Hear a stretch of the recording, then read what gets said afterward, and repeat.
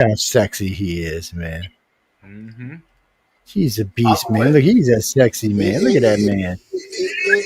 Woo-hoo.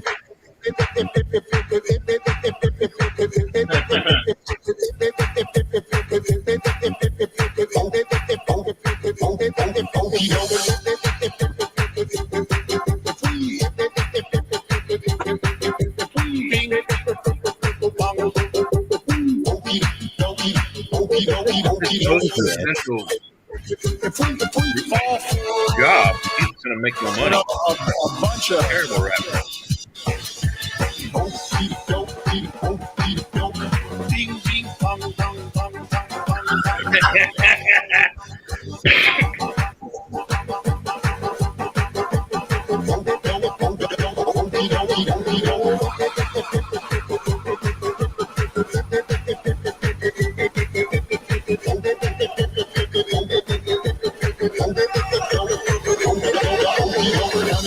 Sounds provocative, tweets funny. Sounds provocative, tweets funny. Sounds provocative, tweets funny. Sounds provocative, tweets funny. Bing, bing, Pocahontas. Bing, bing, she's got this goofy friend, Mike. She's a basket case. Donald Trump. Oh, boy. Goofus.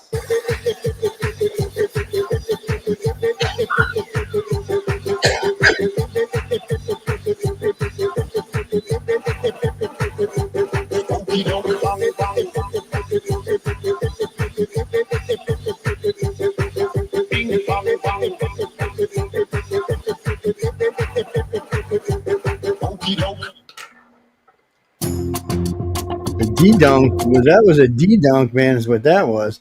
Ladies and gentlemen, welcome to News on a Flip Side.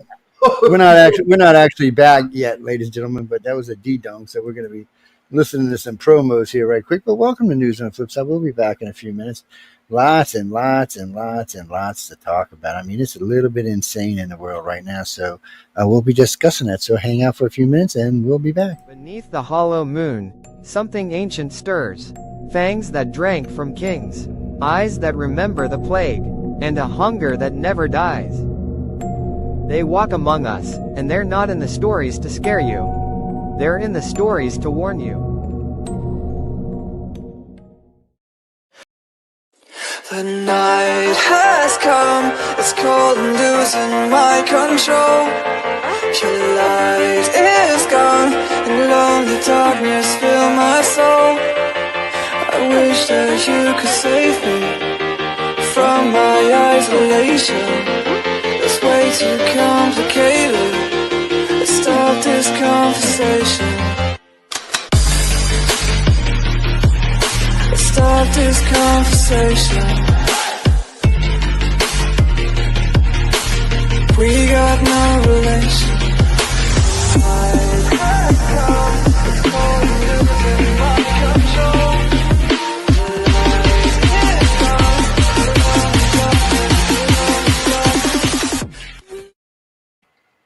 Whoa, man, what the hell was that? Bye. The power agency is built for those who move like predators, decide like weapons, and execute like their life depends on it. You're either fully in, or you're invisible.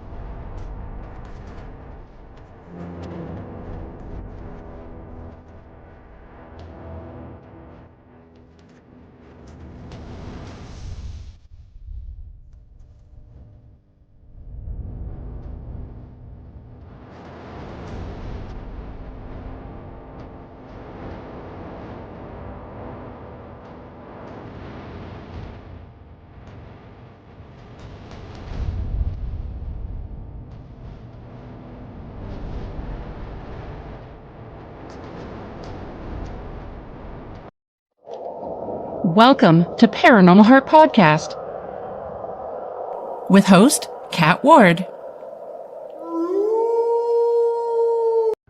If you have a paranormal experience that you would like to discuss on the show, please email us at paranormal.insight.podcast@gmail.com.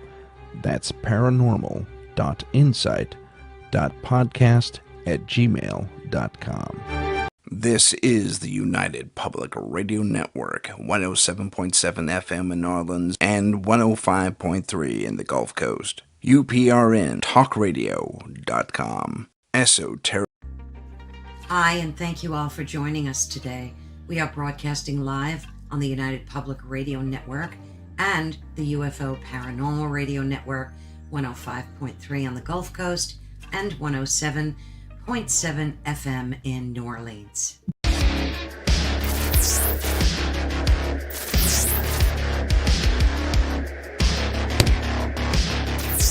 Who is this weird bastard? Hi, I'm Brittany Ashley, your host of Breaking Norms Building Dreams, your guide through this transformative journey in both business and life.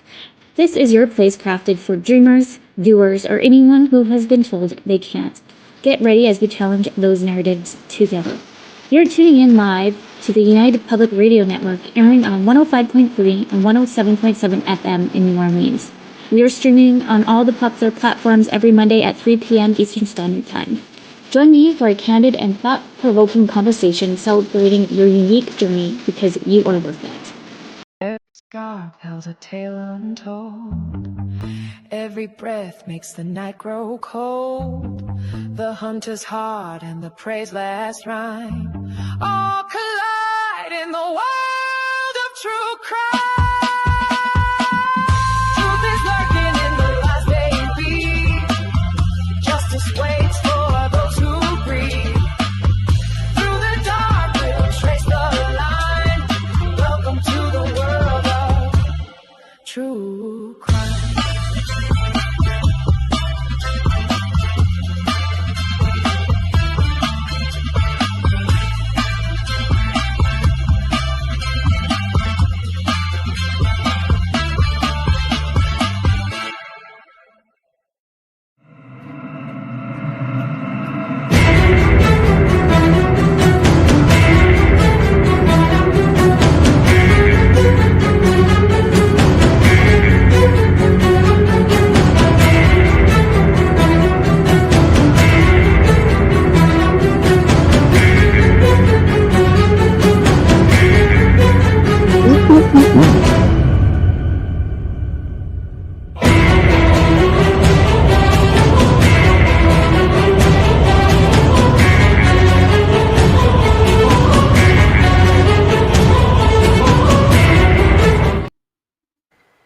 Oh no, oh no, oh no.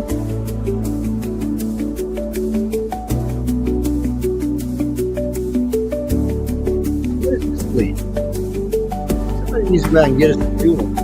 It sucks.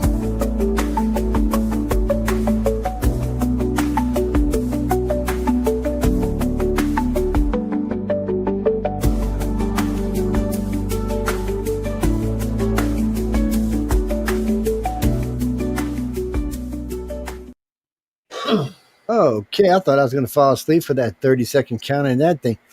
We're going to find a new one of those. That thing just... Ladies and gentlemen, welcome to News on the Flip Side. I hope everyone's having a great morning, great evening, great afternoon, wherever you are on our big, beautiful blue planet. I'm very happy to be on this planet. You know, there's a lot goes on here that there's a lot of good stuff that goes on. I mean, I know we talk a lot of bad stuff sometimes, but there really is a lot of good stuff that goes on. News. We don't make it up. It's not just bad news. It's good news, too. So, ladies and gentlemen, welcome to the show. Of course, you got Michael up here on the left, Jay down here on the bottom, and Dexter over here on the right. That's Doomsday Jay, by the way. You know, he's one going this way, one I don't know. Anyway. I didn't launch 30,000-pound bombs all over Iran. Yes. Well, you know, that was pretty cool. That was pretty cool. Yeah, but according to CNN, they didn't do no damage. I know, isn't that? See, of course, it's CNN we're talking about now. You know, guys, let's. I mean, you can only give CNN X amount of credit. Told himself. Well, the Ayatollah kind of said that there was enough damage that we had to rebuild. So that tells you something right there. Matter of fact, they've already started rebuilding as of today. Well, So I'm not sure how Trump's going to put up with that, but still, yeah. we did have two security agents say that they couldn't tell what it was with low confidence. Now the media went the wrong way with the low confidence. They didn't mean that the damage was low confidence. They mean that their thoughts were low confidence. There was no way for them to really see what went on. And then, of course, the national nuclear agency the other day came out, the world agency came out and said, well, the only way to really know is to go down there. So right now, we're just kind of speculating now. These are 30,000-pound bombs that went in through ventilator vents.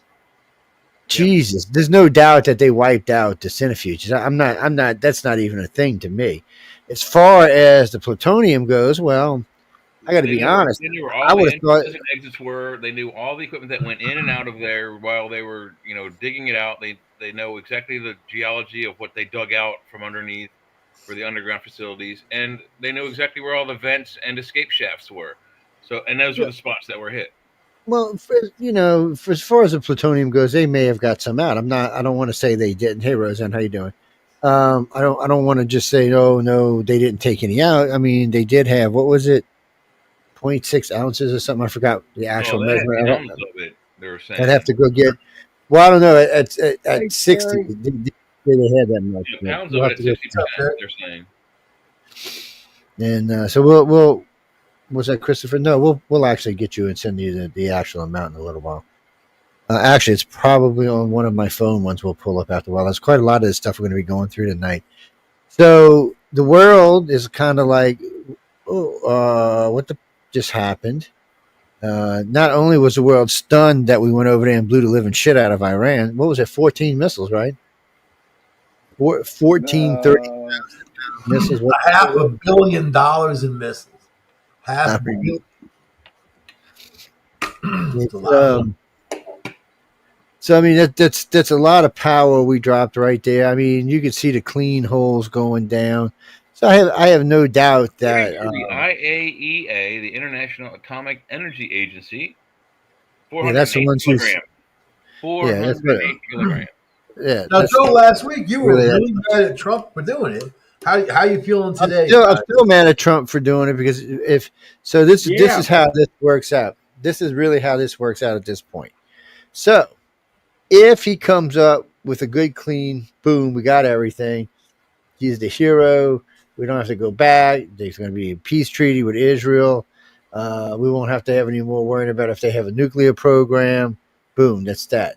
But on the other hand, if he allowed them to get it out, then no, we're just back where we started.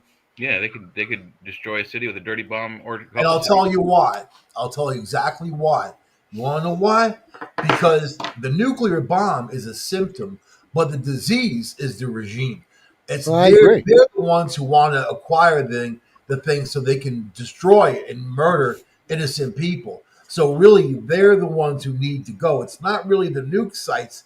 It's the Khomeini and the ones who are like him, right?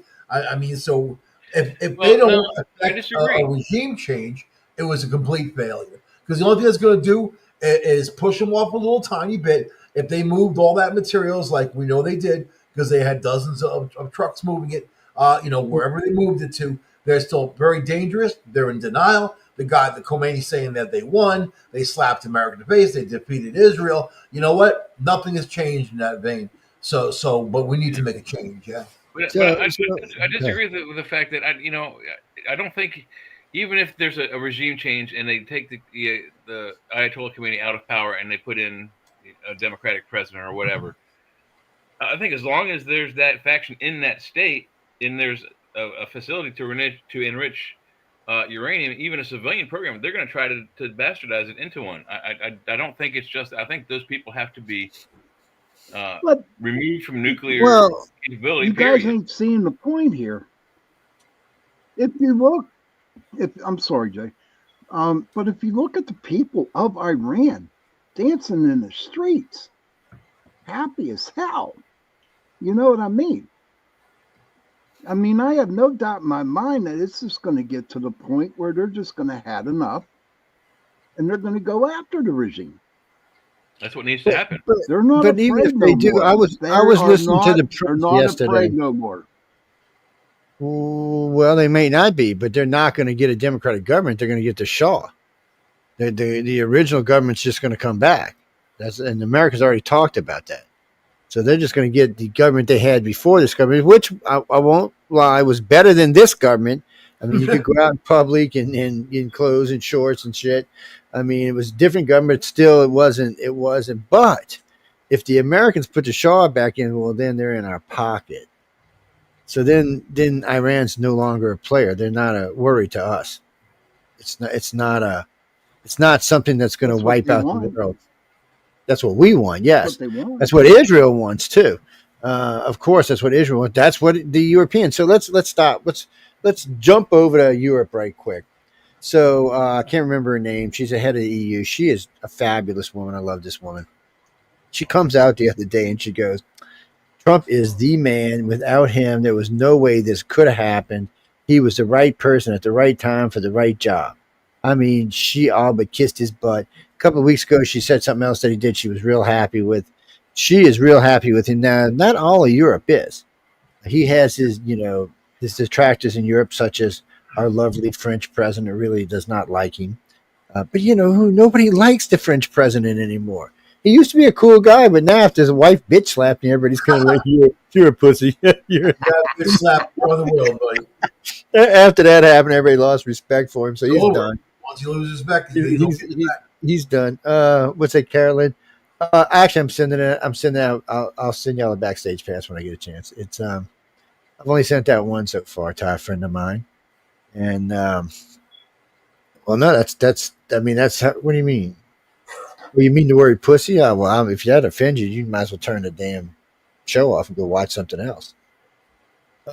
Yes, we're up for the Signal Awards, but y'all gonna get me in trouble now. These people are like a scam artist, rip off people. First, they want to give them like $1,000 to join, and then they want you to pay per category. Yes, so I had this show listed, and I don't forgot how many categories, like 22,000. I was like, you on getting crack? I'm thinking you're on big time crack. So how they make money. That's how they make money. They charge. That shit's not going to flow. They might as well close. The podcast awards don't do that. They charge you $75 for and that's it. They go in there merry business. There's a bunch of these awards companies trying to do this now and say, well, it's not just them. There's companies like that get out there today that want like best book company or the best whatever companies. Best artist companies. It's just awards. I mean, and they're out there and they're charging you all this money to go and stuff. They rip you off bad. Wait, Ronnie. What are you talking? Oh no, that's Writers of the Future. They're friends of mine. I know who they are. Now, they're good people. No, they don't rip nobody off. No, trust me. They John Goodwin, who's the president of Galaxy Press, who's a dear friend of mine now. I put that man through living. Oh no, he called me one day about getting the show on here and talking about Writers of the Future, and I said, nobody does blind judging. That's bullshit. Nobody flies in people and brings their family, does all this shit. That's all bullshit. Somewhere along the line, you're charging them money and shit. And this went on for about a year. And finally, he calls me up one day. Why don't you come out this year? We're going to have a double opening. He said there'll be, after COVID, he said we'll have double sets of winners, so there'll be 48 winners there. And and I said, look, the only way I'm coming is if I get access to everybody. The judges, the winners, the staff, everybody. And I said, I want any bullshit. I got there and I had complete access to everybody. And one of the things I really liked about their staff is when I went and asked them a question, I'd walk up and ask them a question, like I'd ask anybody. And they didn't even hesitate. I mean, it's bam, bam, bam, bam, bam, bam. I was like, shit. And I talked to quite a few of them. I consider quite a few of them friends now. Actually, I consider some of them family. I mean, they're actually really good people who do a lot of hard work to help people to really get to the next level in their art or in their illustrations. But anyway, or in their book writing. But anyway, enough about all of that. You can galaxypress.com. Go check them out for yourself. No, Trump. So Trump is this is really weird. So Trump took a little hit on his poll, but that was before the ceasefire. So they say CNN and NBC don't want to tell you this. The poll they're talking about right now is before their ceasefire. Yeah. So now, Sure it's below. so this is what you had. You had Trump talk some shit. Trump blow some shit up. Trump get a ceasefire. So it was bam, bam, bam, bam. It wasn't even a time for the news cycle to even cycle through. He was just bam, bam, bam, bam, bam. It's like Bam Bam on the Flintstones, man. I mean, He's been nominated for a Nobel Peace Prize. Well, they said they retracted that, so we're gonna have to check into that. So I don't know. I was just told that yesterday that they had retracted it, but it needs to be checked and verified. We always need to verify stuff like that. Well, I hope he gets it, Glenn. No, I hope he gets it. He's working hard at it. Be a shock to the entire planet.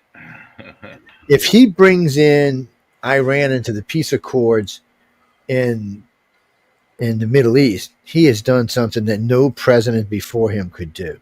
Yeah. And remember, he's the one that established the peace accord in the Middle East with, there was 5 countries, including Israel. So he's the one that established that. So with him establishing that, it was just one of those things.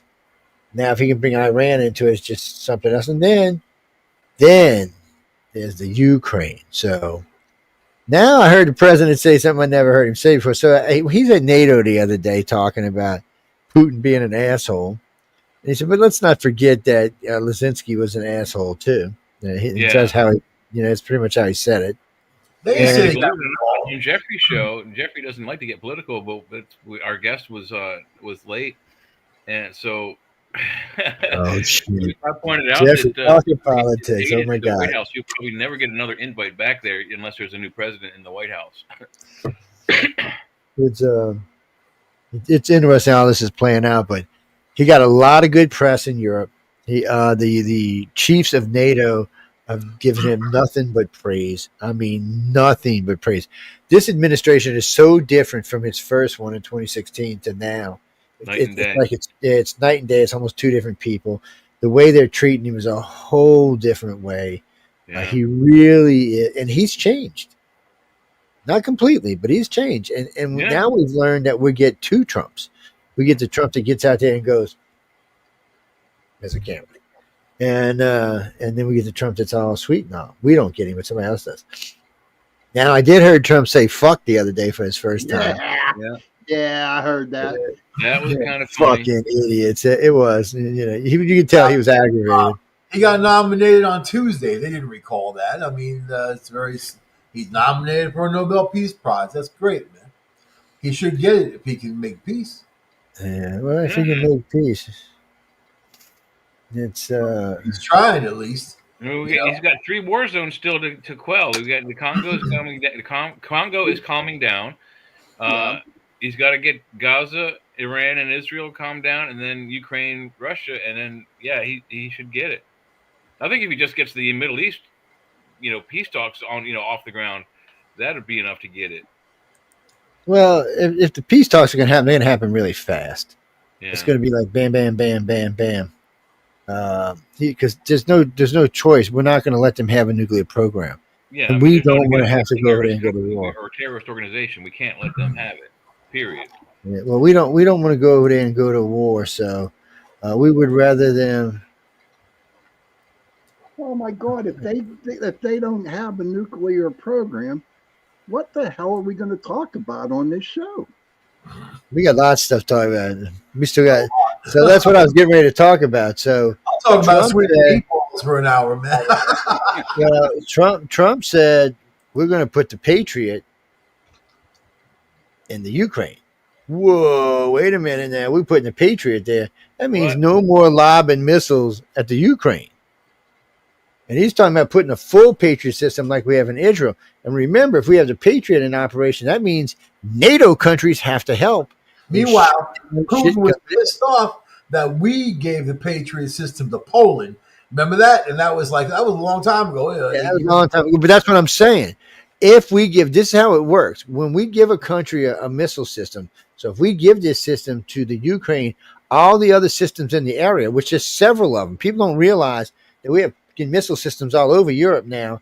They have to participate, just like you're seeing in the Middle East. 5 countries and 2 ships participated in protecting Israel. It wasn't just Israel. Israel couldn't have done it by itself.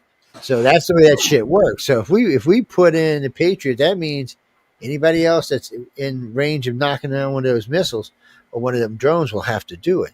Well, what's Putin going to do then? That means no more land than anything in the Ukraine.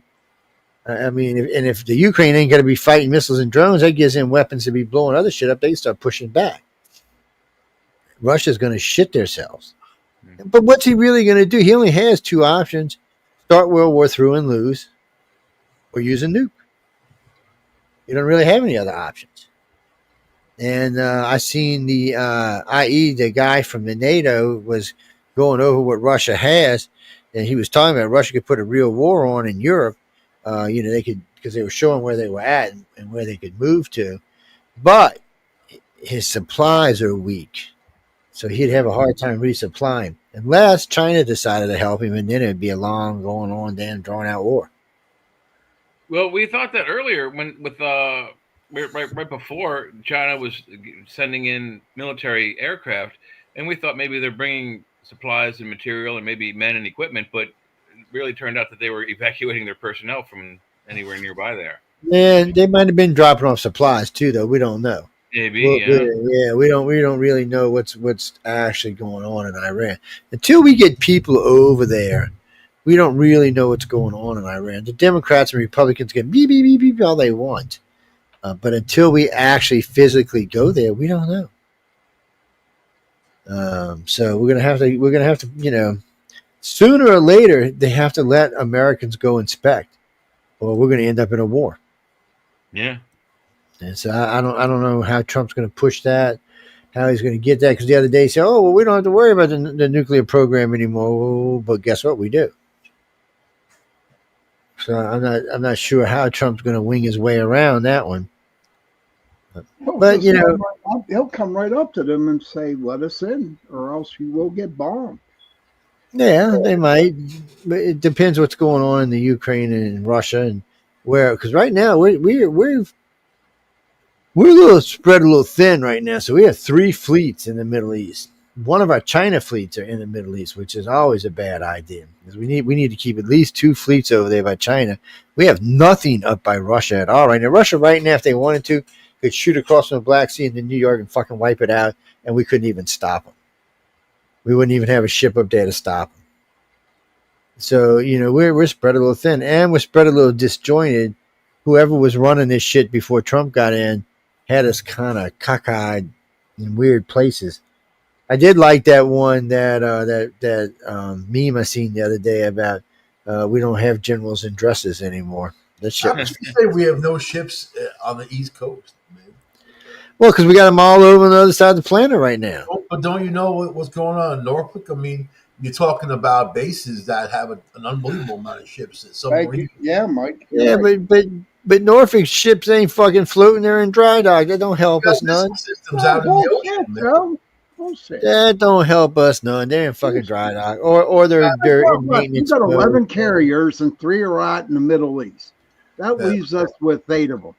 No, 3 of them in the Middle East, 2 of them on the other side. There's 7 deployed right now, and I don't think the other 4 can be deployed. Surrounding the Middle East. There's 1 carrier group in the Black Sea, 1 in the Red Sea. The rest is in the Mediterranean and surrounding Israel. We put a lot of firepower over there. You don't need a carrier group when you're by land. You got Air Force bases, man. You got an unbelievable. We do have Air Force bases. Actually, they're not Air Force bases; they're Navy Air Force bases. But Navy, Air Force, there's all kinds of bases. But then again, you also got Groton, Connecticut. Yep. Yeah. You got Maine. You got everybody. Oh, a whole shitload of stuff. 100 planes against 4,000 drones ain't shit. It's this ain't the way. We don't fight war the way we used to fight war. This ain't the old world.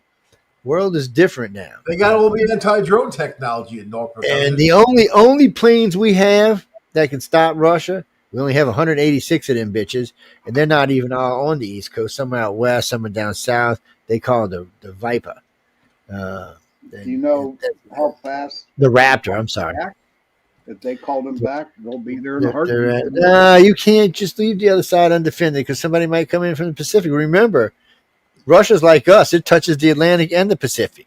Yeah, it has fleets on both sides. It has shit planes on both sides. See, China doesn't. Well, no, China kind of does, but we do and they do, and so it's not. You can't just go leaving one side undefended for some reason. I don't even know where Westpac is right now. I don't know if we could look it up and see. Maybe we could. I'll bet you they're looming close to the area just in case. Well, wait a minute now. Wait, the Nimitz is Westpac. What the hell?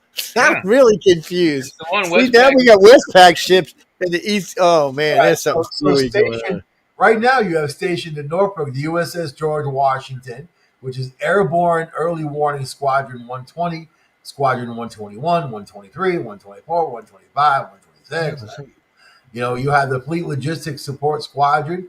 I've been to Norfolk. I know what Norfolk can do, and I know Norfolk can head out. Norfolk's not going to take on a whole fleet. They don't have what it takes. There's a whole. You got the Eisenhower, and you can't take the planes and send them out there to go after Russian planes because they have to defend DC. You got the George. You're going to have 150 to 200 jets put down there by DC because they ain't leaving DC undefended. You got Destroyer Squadron 2, Destroyer Squadron 22. I mean, there's the USS Wasp. Come on, dude. That's not how it works. Those ships are in cold mode. They're not running. You got no protection on the East Coast. all those ships are in cold mode. They don't just start up and go, Mike. That's not how it works. You got the frigates on patrol, and you got the Coast Guard on top. And you got the frigates down in Florida. And Mayport. You got most of those ships will take 2 days to get operational. It's if they're in Norfolk, they're in Norfolk because they're fucked up. That's their home base. That's their home base, Joe. Yeah, but I never seen anybody in Norfolk that wasn't fucked up. When I was stationed, I was fucked up. It's not the only base, though. I mean, there's a whole bunch of them on the coast. Yeah, down south and out west. So you got Mayport, then you got Charleston, South Carolina. All the they would have a chance. They would have a chance with the subs because we always keep at least 8 subs in the Atlantic. But still, so the Russians will have 8 subs with them as well too. You got to remember, Russia's military and navy is equivalent to ours, and it's not going to just be a duck shoot. This vehicle, I think this vehicle may even still be deployed, but it might not be. There are vehicles like it, like Sean mentioned. It's a frigate, fast frigate, guided missile, Aubrey Fitch. Okay, and just to put this in perspective, if Russia's coming for us, the first missile that hits Norfolk is a nuke. Poop! There goes Norfolk. It's out of the bout. No more talking about Norfolk. Then Russia it's useless. It's useless. No, if it's only a small nuke, we're not going to bomb Russia. We're not going to do that. That's not how that war will play out. We'll bomb their fleet. We'll destroy that fleet. That fleet that destroyed Norfolk, we'll destroy that fleet with a nuke. We'll just destroy the fleet, and we'll destroy the fleet's home base. But we're not going to bomb Moscow or anything like that. It's not how we're going to do it. I bet you dimes to dollars that Newport and Norfolk, Newport News and Norfolk are both empty. All the big ships are gone. If the Russians would have cut loose, anything that was mobile would be out in the ocean because we learned a lesson from Pearl Harbor. Let me tell you, dude, if Russia nuked the United States, it would be a global all-out war.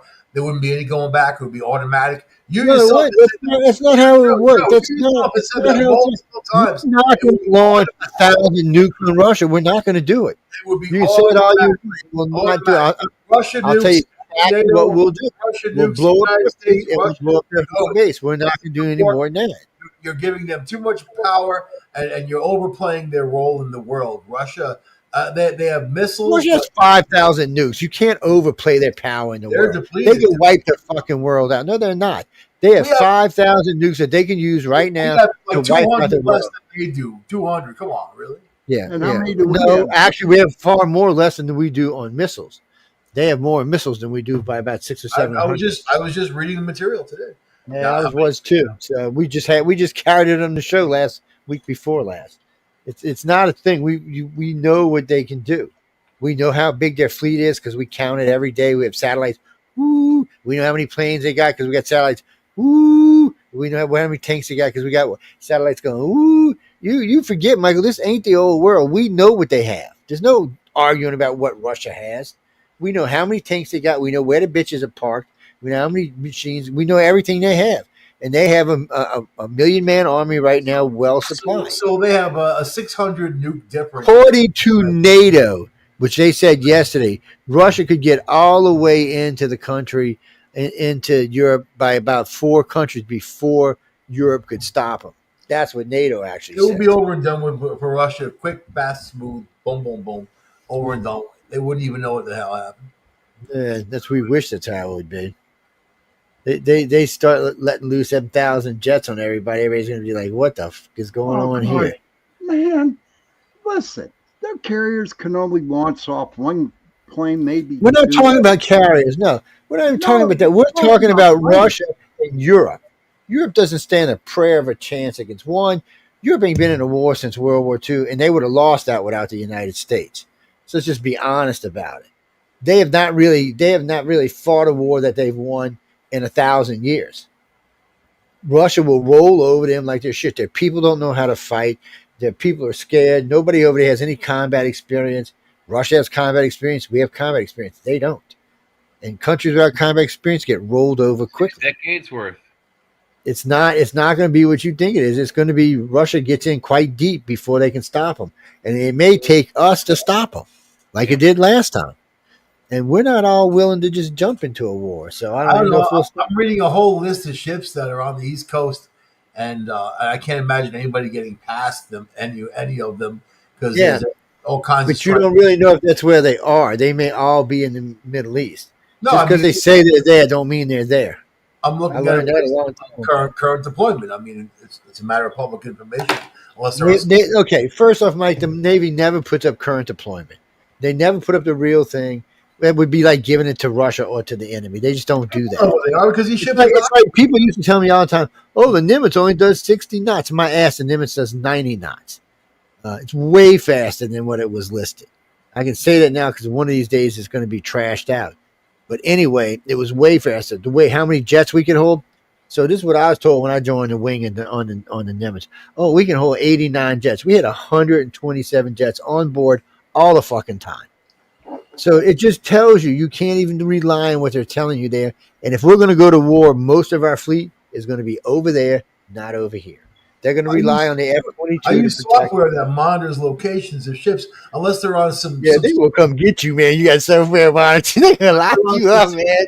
Yeah, we don't know what planes are. I know I can click on it and see what ship it is. We don't know Michael anymore when they take. It's the information age, and it's easy to track them. This teenager tracking. It's easy for a Navy ship to block any. So the only satellites you can use is civilian, and the Navy's blocking them as soon as they light up. As soon as their ship turns on, you're blocked out. You don't know where the hell they are. That's not how they do the heat that. plumes begin in the engines. That's when they cut off all access. It's even hard for the Russians and the Chinese to find us. To be honest with you, it's not that easy of a thing to do. But if we get into a war, Russia's going to take Europe like Europe ain't never been taken. Yeah, Russia's going to be like they'll at that point they'll probably nuke Kyiv just to get rid of them and send somebody over there to take the country over. And they'll just roll their ass into Europe like we don't nuke Kyiv because it's going to be a nuke right in their face. So what's the point of that? I know tactical nuke, 1 kiloton. That ain't shit. It's just enough to kill everybody, not really enough. I'll tell you what's going on today. They're working their way to that lithium mine that Trump wants, and they just took Donetsk today, which is another region that's just Trump's have to go to the lithium mine now. He'll have to send troops over there if they get into the lithium mine. Away from that lithium mine. That lithium's not the only thing they got. How does that work? We don't actually send troops. We send, what do you call them, Michael? They're not our troops. They're mercenaries. Bitch asses, we call them. Well, mercenaries, basically. That's what they send over. They're not ours. They belong to the company who's going to They're advisors. used to be Blackwater. Remember Blackwater? But then they changed to Casella, whatever. They all three of the companies. They got their own airports. They got F-16s. They got a lot of stuff. Oh man, I almost worked with them, man. They hire private investigators. Actually, Frankie, Russia can take Europe easy. Taking us is a different story. Our pilots are much more trained than that. Plus, we're far away from them. You know what I mean? So I would put a squadron of F-22s, which is about 25 up against a squadron of F-35s, which is one of their top jets, or the Soyuz. What is that? The 27. I'd put them 26 up against 100 of them. Two of our submarines could eventually shoot them down, including Russia. But what would happen to the F-32 to F-22s we got is they would simply run out of ammunition and bullets. Then they would be in trouble. But until that point, they would take out anything that even came close. But you also have to admit that the Russian people don't want that. You know, they don't want what Putin. Well, they don't want to war with us. That's for sure. You know, I mean, they're not along for the ride. They're hurting. That one general, what's his name? Karolus. He was just on. He retired. He's living in the UK. I think that's why they want to bomb him. He was saying that the Russia could take on anybody. They could probably even take China because they're more trained in China, as he said. But going against the United States, it's the same thing. We have 6 generations of trained soldiers. All of our equipment is battle tested. Everything. We know how it's going to react, what it's going to do under performance. We know what we need, where we need. It's a different war for us. The Russians have some experience, but mainly they've been using their idiot people on the front line because all their good people are on Poland's front line. Second stringers, Georgia, You know, they have moved some of their other people over there, but Korea came in and helped them out a little bit with that, so they didn't have to do it. Because Russia's trying not to use its good people. I mean, really and truly, because Russia is on the edge of NATO territory where they could get into a war. And then Lazinski. I don't know why the fuck Lazinski was at the NATO meeting, by the way. You mean Zelensky? Yeah. Oh, he's Lazinski to me. You know, oh, wait a minute. So, you know that you got to find these 2 tapes for me, Michael. So, you know the one you got where Lazinski's like, ooh, dancing all over? Well, the new mayor of, he's not. I know, I got it, man. I was looking at both of them. We want to play them side by side later. Well, we got plenty of time, but we'll play them later on in the show. So this is what it takes to win, to be a leader now. And you got to be short, too. But anyway, we'll get to that after a while. Oh, no, Kirby. It's Russia does have a good military. Russia made themselves look weak when they got into the Ukraine. But if they went full force, no, they've got a military that can fight. It's just, Mike was right earlier. They're only going to last for so long. So they can get deep into Europe. They'll get deep into Europe. There'll be 5, 6, 7 countries in Europe before they can even slow them down. But it's not the Europeans that are going to beat them, because Europe, don't take this the wrong way, but you're a bunch of pussies. What's going to slow them down is the lack of ammunition. So unless China gets in there and really starts bringing in ammo for them, they're kind of screwed. And what will happen is they'll end up getting in the middle, and then Poland and them will take this part back over here, and then it'll be stuck in the middle. And then United States will just send some B-52s and basically annihilate them. Okay, but no, listen to this. Now, let me say this. Look what we do that. Why not? Look at the United States. I bet you, I guarantee it, that they could go into Russia, us, and bomb out their shit right away. Look at that. I mean, what they did over in Iran, the Air Force, right? What they did in Iran has everybody in the world thinking now. Yeah, but wait a minute now. Go back. Russia actually has missile systems like they do in Israel. That we're not the only one that possesses those, so we don't want to lose a B-2 because they only do 500 miles an hour. Right. We don't want to lose a B-2 because we didn't catch a missile system. And you'd have to have F-35s and F-3s and stuff. If we think about Desert Storm, we took out Iraq's Air Force in a matter of 15 to 20 minutes. And that was Russian. That was Russian air to air. Later on the next day. And that's 30-some years ago now, 25 years ago, whatever. And that was Russian 8A, but it wasn't top of the line. It was just the stuff they were selling. We don't know what Russia's capability is when it comes down to shooting missiles. We do know, because of satellites, that they have at least 100 missile barriers deployed. So 100. Now they have hypersonic missiles now. So if they have hypersonic missiles on these launch barriers, fuck that. Whatever we launch is dead. We can't. Nothing we have can outrun a hypersonic missile. not even F-22. It's going to go right up and split them in half. So we have to remember that we're not in some places we're actually behind right now, and hypersonic missiles is one of them. And come to find out to fucking day, we're behind on me and Jay's subject we like to talk about all the time: rail guns. Yeah. China unleashed these 3 rail guns today. They're like the size of a building. They could probably shoot across the ocean and blow shit up. Yeah, but Japan unleashed those just a couple months ago, and they said that they can. Yeah, but they're not the same thing. But no, but I love rail guns. I love whoever's got them. They can shoot down any of these fast missiles. They said they can shoot them down. They said, well, proof's in the pudding when it comes to that kind of stuff. We had them on the Zimwalts. We had a different size on the Zimwalts. But the one of the ones I seen in China today was the size of a building. It was like 22 stories. I think you could blow up New York. Wow. I don't think you'd have any problem reaching New York. And a kinetic energy going up in space and coming back down like that, fuck that. It's like an atomic bomb hit with no leftover residual. So that's what we got to be careful about. And it's a divot. China is a drone building force. I mean, they have a big group over there, and they're building drones out to fucking yin yang. I mean, so are we, but our country keeps trying to get away from manufacturing, and their country keeps add manufacturing. No. In a drone war, you have to have lots of manufacturing, and they are building drones by the fucking shitloads. See, the goal is they've already got a drone carrier. They got a plane that carries, I think, 3,000 drones. So they can just fly over the area, just let them all out. It's I mean, that's a head. Does it recover them too? I don't think you can call it a I carrier. don't know if it recovers. Bomber maybe, but I also know it carries 4 hypersonic missiles. So this fucking thing's dropping out 1,000, 5,000 drones all over the place, and hypersonic missile. What are we going to do with that? We're not going to be able to knock that down. Well, so we have bad in some places. I mean, we need to catch up. The Army says that they got technology that takes drones out of the air. So they have EMPs and stuff like that, which China's drones have already showed that they're resistant to. So I don't know if we really do, if we really don't. Didn't they also? Was it the U.S. Navy or the U.S. Air Force? One of them just announced it was this year or last year that they're in the process of trying to make, essentially the helicopter, the aircraft carrier from the Avengers that flies in the air. Yeah. So if they're saying that they're going after that technology, I bet you they already have it. They might. I don't know. Would not be surprised. It makes me a little bit nervous, but the thing about America is this: how I look at it. If China starts kicking our ass with a bunch of drones, guess what's going to happen? Boom, boom, boom, boom, boom. 5, 6, 7, 8, 9 little special little nukes. Oh, what was that? A drone? Oh, we're sorry, we didn't know that. Well, oh wait, was that oh shit?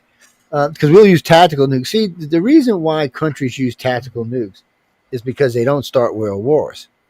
So if Russia was to drop a 5 kiloton or a 50 kiloton nuke in Kiev and just flatten it, okay, you ask for World War III.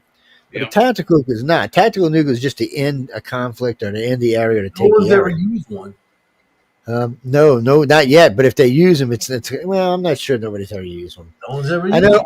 I know, I'm not sure. But there's been a couple of explosions that really look more like nukes than anything else. Well, you know by the radiation signature. Yeah, well, nobody's going to admit it. That's for damn sure. Would they be pissed off enough to admit it? Yeah, they'd be like, they had that one. Who's the one who monitors earthquakes? The UN cried about it. Yeah, well, the guys who monitor earthquakes on 2 occasions said it looked like a nuke had exploded. That's the could be Moab, which is the second ordinance behind a nuclear war. It's so. It just makes me a little leery because I'm pretty sure the countries won't react to nukes like that. Trump was getting ready to drop Chris Christie on Iran. Imagine that. Talk about fat boy. You're not going to survive Chris Christie. Christopher. Well, no, we like. They couldn't do it. Chris. Enough to come off the ground. No, Chris. No, you're getting carried away with yourself, Chris. We're not like that. We're all friends here. Yes, we like to argue. The fuck. Yep. Well, because somebody's going to be right next week. Mike was more on than anybody last week.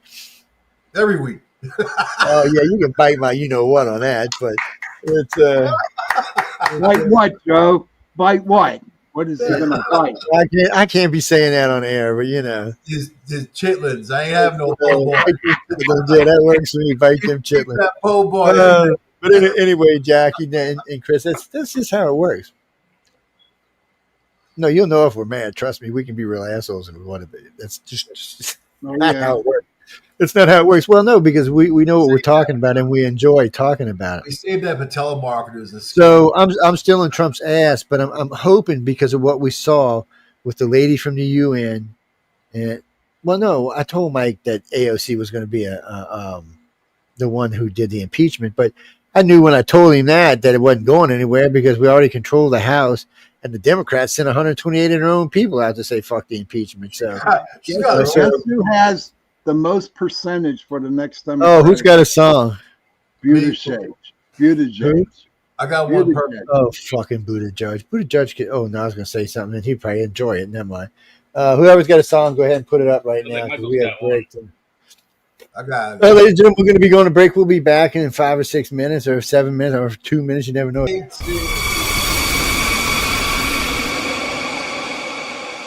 Are you ready to explore the unknown?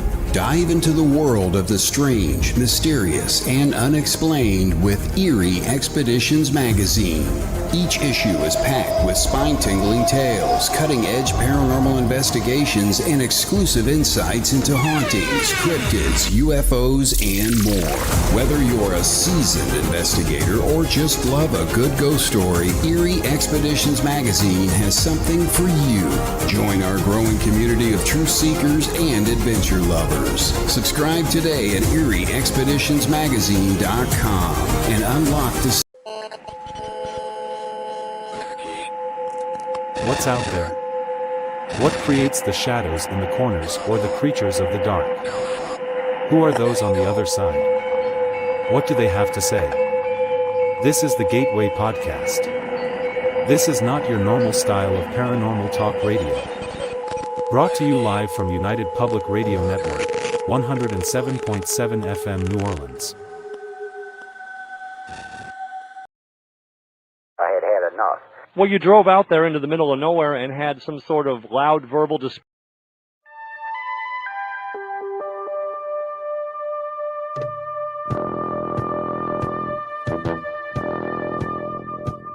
Tune in to UFO Undercover, Wednesdays at 8 p.m. Eastern, with your host, Joe Montaldo, right here on the Paranormal Radio Network.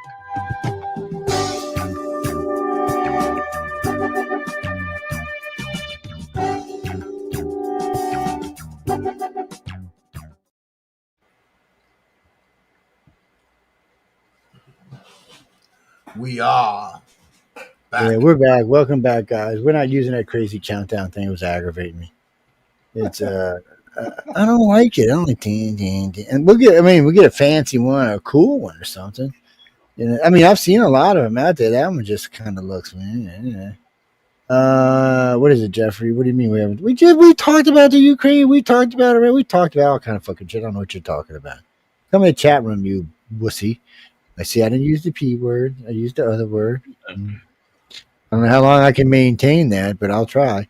No, we're talking about right now. We were talking about how far could Russia get into Europe? So this is the real question. So we got NATO and we got EU. If they attack the EU, just put your head down. EU is done for. EU, I love you. I got a lot of friends in the EU, but y'all. I'm going to have Germany has nuclear bombs too, man. A lot of those. No, Germany does not have nuclear bombs. Yeah, they do. No, they do not, and we would. That would be an act of war against the United States. I don't know, man.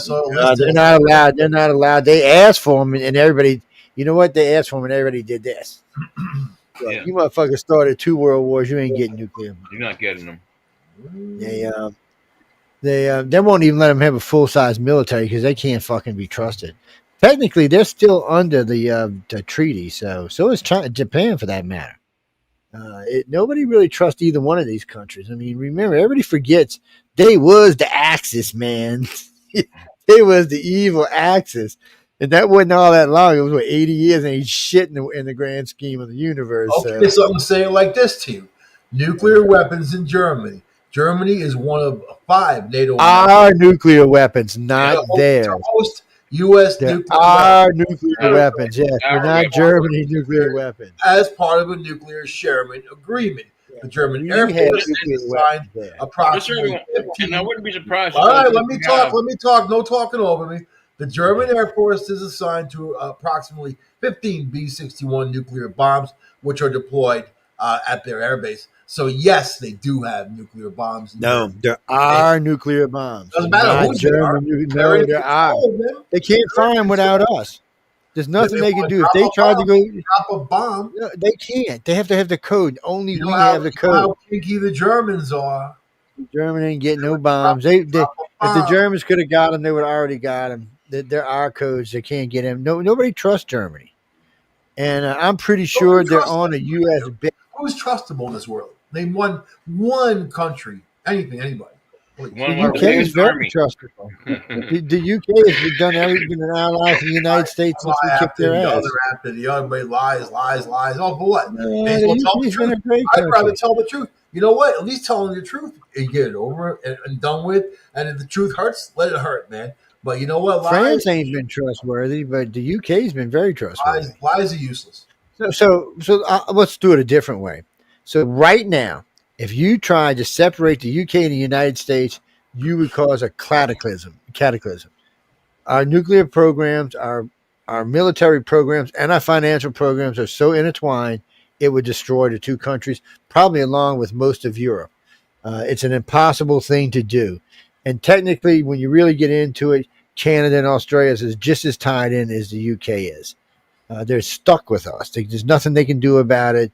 It's just the way things developed after the war. It was the way it developed. Now, the rest of them, they're not. The rest of them could do pretty much whatever they want. Poland loves us to death for some reason. Maybe because we gave them nukes too, but because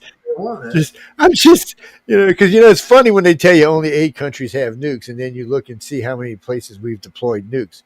But you know what? Russia's not been as bad as us about that. And I know some hot Polish girls. I'm saying hot. I got a good friend in Poland right now, and then I got another friend in Poland. You know what? Poland, because they're on the border with Russia, man. They got the most. Fact, a friend of mine who's a writer, I met at Writers and Illustrators, who I party with. He's from Australia. He's in Poland right now. He's an author. He's writing over there. I don't know what the hell he's doing in Poland, but he says he likes. He's been over there about 3 years now. Frankie, I'm not going nowhere in Europe. Nah, to me, Europe is a no-fly zone for me. Yes, I don't. It's not that I don't like Europeans. I got a lot of friends in Europe. It's just right now, it's not the safest place to be.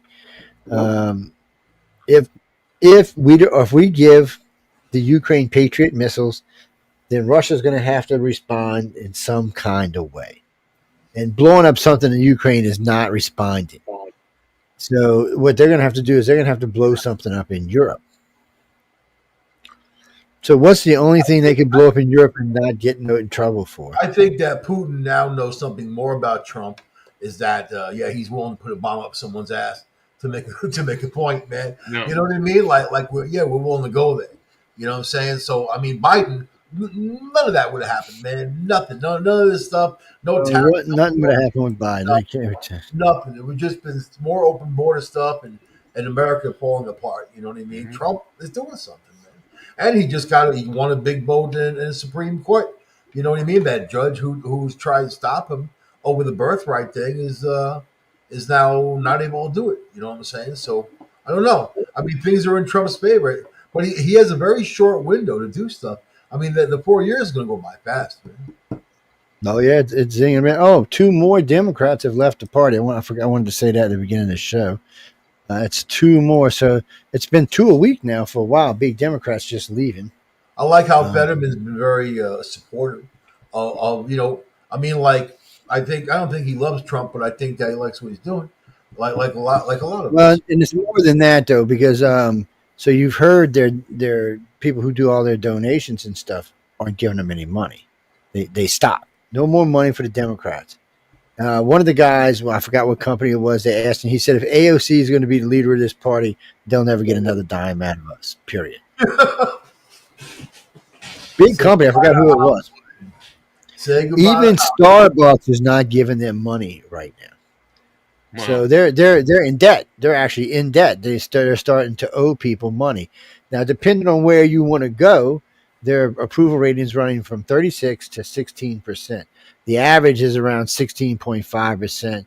MSNBC is the one that gave them 36%, so we know what that's about. But CNN gave them, I think it was 19%. Regular NBC and ABC gave them 16%. It's I don't even know what you want to say about it. It's just sad. It's a destroyed party. Will it stay like that? As long as Trump don't do anything really stupid, it will. Now, everybody thought the bomb was going to be the stupid thing that flipped them over.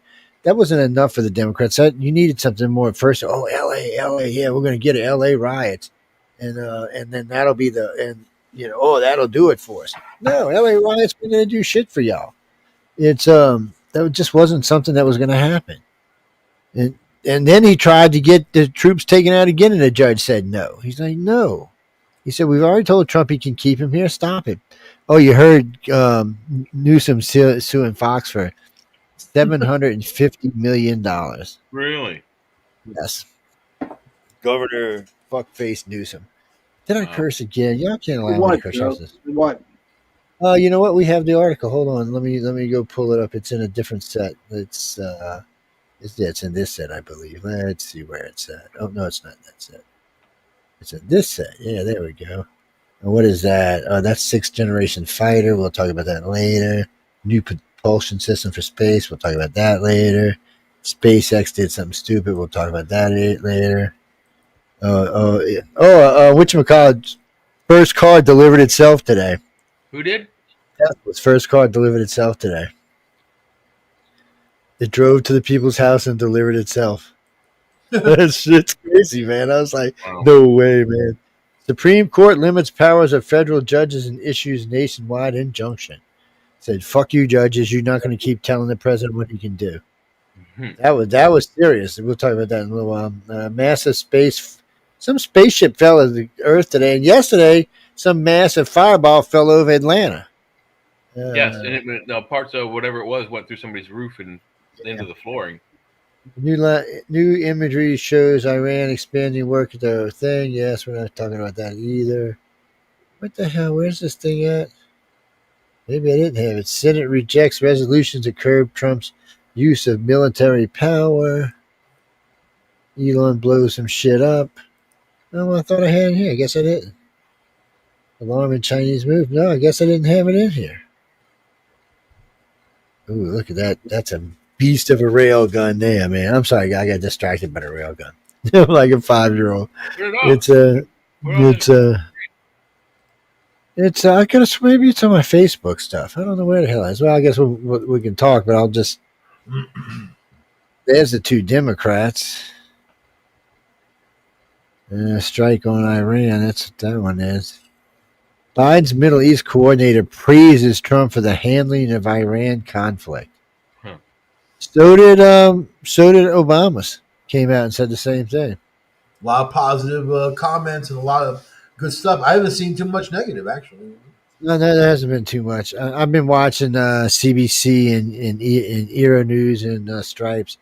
And you may see some action because that Khomeini's saying that he whipped ass and he brought Israel to its knees in America and he'll launch against bases. Now Trump is like, you better stop lying. He actually went out there and said, you better stop lying, about this. I mean, yeah, he's going to get his ass in trouble.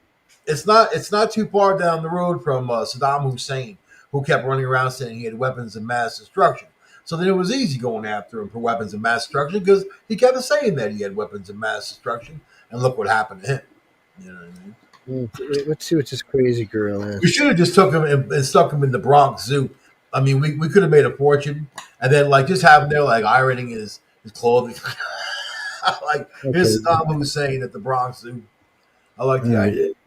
This is just some crazy person, if I remember correctly. Uh-oh.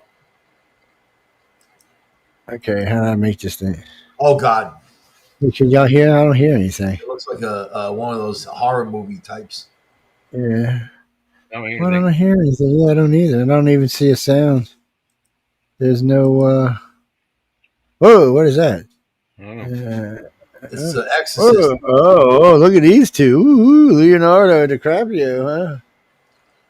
I didn't know these two were lovers. Damn. They're the same dude. Oh, I guess they're not going to give me no audio. That's really weird. I always get audio off of Facebook. Oh, I see why. It's on whatchamacallit news. Okay, never mind. Maybe there's a mute on one of those. You see it anywhere? I don't see anything. I don't see a sound button, anything. I see go. But I don't, there's nothing, no audio whatsoever. It's Newsbreak. I guess Newsbreak doesn't do audio. Sorry, ladies and gentlemen, that was a bit on the weird side. Almost everything we do does audio, so it's kind of weird. Yeah, well, a lot of that stuff gets put on Facebook because when I'm viewing, I just send it to. Wait, here we go. Okay, hold on, let me bring it back. Yes, this bitch is insane. This is what we call crazy, insane liberals. I was loving the woman the other day, the politician woman. She said, "You can't arrest me and put me in jail." And sure enough, they fucking arrested her and put her in jail. I would never fuck with that Tom guy. I would just leave him alone. Don't mess with him. He's one of those guys that he's going to be right no matter what. So just leave him alone. It's better to leave him alone because if you don't leave him alone, you're going to be in a world of shit. Okay. And even if he's wrong, you're still going to be in a world of shit. That's just how he is, man. Okay, here we go. Operate your nation's missile defense systems. But more importantly, my pronouns are she and her, and I am a woman of color. Hey, quit screaming. I'm a woman of color. About our democracy, you will sign up right now. Martha Mason of the U.S. Army. I operate your nation's missile defense system. But more importantly, my pronouns are she and her, and I am a woman of color. She operates our missile defense. Oh my God! Not anymore, lunatic. I mean, our missile defense, that just scares the living shit out of me. Didn't we get rid of all of them? I mean, I don't even know what to think about that. Trans or not, if you're that unstable, you better not have the keys to a fucking missile battery. Pardon my French. I mean, yes. Well, she don't anymore. It don't anymore. You can bet your ass on that. Somebody came and took her for a little walk. What's that, Billy Ray? Oh man, that's a real clip. Yeah. I get them sent to me all the time, and I was just kind of like, I wasn't paying attention when I queued it up, and I'm like, what the fuck is that screaming? Yeah. And I turned around and I seen it. I'm like, holy shit! At first, I was like, who's strangling a cat? I know, huh? It was bad. Well, no, because I get my phone gets a lot of links. Some of them are pretty good. Some of them are just ignorant, but. But I like to look to them. I send them to my Facebook. Like, let me see if I can put this up right quick. Okay, hold on. Present. Share screen. La, la, la, la, la, la. Man, I always get hungry when I do this damn show. Okay, this is y'all's favorite person. Barney. Oh, what an idiot. I need 5. Sorry, did I say that out loud? 3 residences. Yeah, I do. I need jet planes to take me all over the world. Think I'm going to be sitting on a waiting line at United? That's the only way you can get around. No apologies for that. Sorry, the American people. We've got the money. We've got the power. Guess what? I'm a United States Senator. How can I get by on one house? I need 5 houses. I own 3 residences. Yeah, I do. I need jet planes to take me all over the world. Think I'm going to be sitting on a waiting line at United? That's the only way you can get around. No apologies for that. Sorry, the American people. We've got the money. We've got the power. Guess what? I'm a United States Senator. How can I get by? Basically, just told him all that. Privileged asshole. Fuck off is pretty much what he told everybody. It's Yeah, well, I mean, some of those were taken out of context. And the one about the air travel, the jets, I need jets to take me all around the world. Well, that's true. The fact that he uses Delta, that might be true. But most of the flights. No, that's what he was saying. The fourth one, he only takes private jets. That's what him and AOC got in for. Probably through United, but chartered jets, not necessarily private, but chartered jets, probably through United. No, he's taking private jets. That's what he was talking about. Him and AOC just got in trouble for this. Who's paying for the private jets? Yeah, then the one we seen him fly out of Phoenix in was nice. Who the hell's jet that was? Here we It was go. an airline. This is the Somebody guy else from was the mayor's jet. It here. was nice, man. He's got his. I don't know if he still did it. They're trying to get rid of all the videos that this guy's put online. I mean, he hates Jewish people, and he's like pumping up for the October 7th attacks, and he's saying how great they were. I mean, he's running for mayor of New York City, and he won the primary. How crazy is that, man? You know, I mean, like, if New York ever elected a guy like that, it would be the final nail in the coffin for New York City. But I don't know what happened to that video that he made. It was supposed to be on here. He's that Mondani guy looks like a piece of shit, doesn't he? Wow. He's also very wealthy. He's he grew up with a lot of wealth around him. His father. He was wearing very nice suits. I didn't notice they were very tightly tailored suits. And then here's Eric Adams. He lost. Obviously, he's a Democrat, so he lost that primary along with Cuomo. Cuomo's still in it. He's going to run as independent. Adams is still in it. But I mean, it's amazing that the guy. Isn't Cuomo, if he's running, they said something about this on one of the morning interviews with Eric Adams. They said that because of this, Cuomo's running as an independent, and he's going to be, possibly running against you and taking votes against you. So, do you think that's going to hurt Adams? Well, yeah, it's going to hurt Adams. It's going to put him out. That's all it's going to take. That sucks. Because he seemed like a pretty good guy. I was watching his speech. He seemed pretty cool. Yeah, it's going to take him out. It's almost like it's a setup. Yeah. Because Cuomo knows that. Cuomo knows if he runs. So Cuomo's basically saying he'd rather have the crazy Muslim guy instead of the black guy is basically what he's saying. So the backstory is wealthy New Yorkers are now leaving. They've been leaving, in large numbers. Now they're leaving. Businesses are saying we can't put up with this anymore. Offices are moving their bases of operation to other states that are more friendly. So what's going to happen in New York in the end? Is it going to be a ghost town of just welfare cases and illegal aliens running around? I mean, yeah, that's what it's going to be. It's going to be like London. It's going to be just a bunch of people from another country in it. Adams just appropriated $1 billion, $1 billion for illegal aliens for the next year. And that's a drop in the bucket to what it's really going to cost. And that's my tax money. That's our tax money. That's it's just a mess. It's a mess, and no wonder why people are moving out of blue states. Really. Well, I mean, yeah. Well, I wish they wouldn't. I wish they'd stay the fuck where they are and get out of our states. Most states are down here and fuck it up. Blue states, if you think about it. Well, California and New York are both hemorrhaging citizens left and right. Yeah, but the problem with that is how many people live between them two states? 70 million? Quite a bit. I mean, yeah, a lot of. Yeah, well, we don't want them down here. All they're going to do is turn states blue that were used to be red. That's what's happening. That's what happened in Colorado. That's what's happening in Nevada and also Arizona, because a lot of them have flopped in like places like Sedona. Nevada for some reason is fighting back. New Mexico, though, it always amazes me that New Mexico is a blue state. Yeah. I mean, it's as Western. It's just a yippee-ki-yay wild state. Clark County, Nevada is a red county, red sheriff. They don't take any crap. They like it like that for a reason. You can purchase legal recreational adult use marijuana on exit 0. Right, I forget what the city it was that we came in on, but right across the border. I mean, you literally go bloop and take a left, and there's a dispensary right directly across the border from whichever to the west, Texas, I guess. It was the coolest thing ever. New Mexico's awesome. I know. First time I drove into Colorado, all those weed shops, because they're right on the border, of course, because they want people to come in, get the weed. Hell yeah. But it was you know what? It was like wow. It was like wow. Look at all the stuff they got. Is that Obama bowing to Khomeini? What an idiot! That's who it is. That's Obama.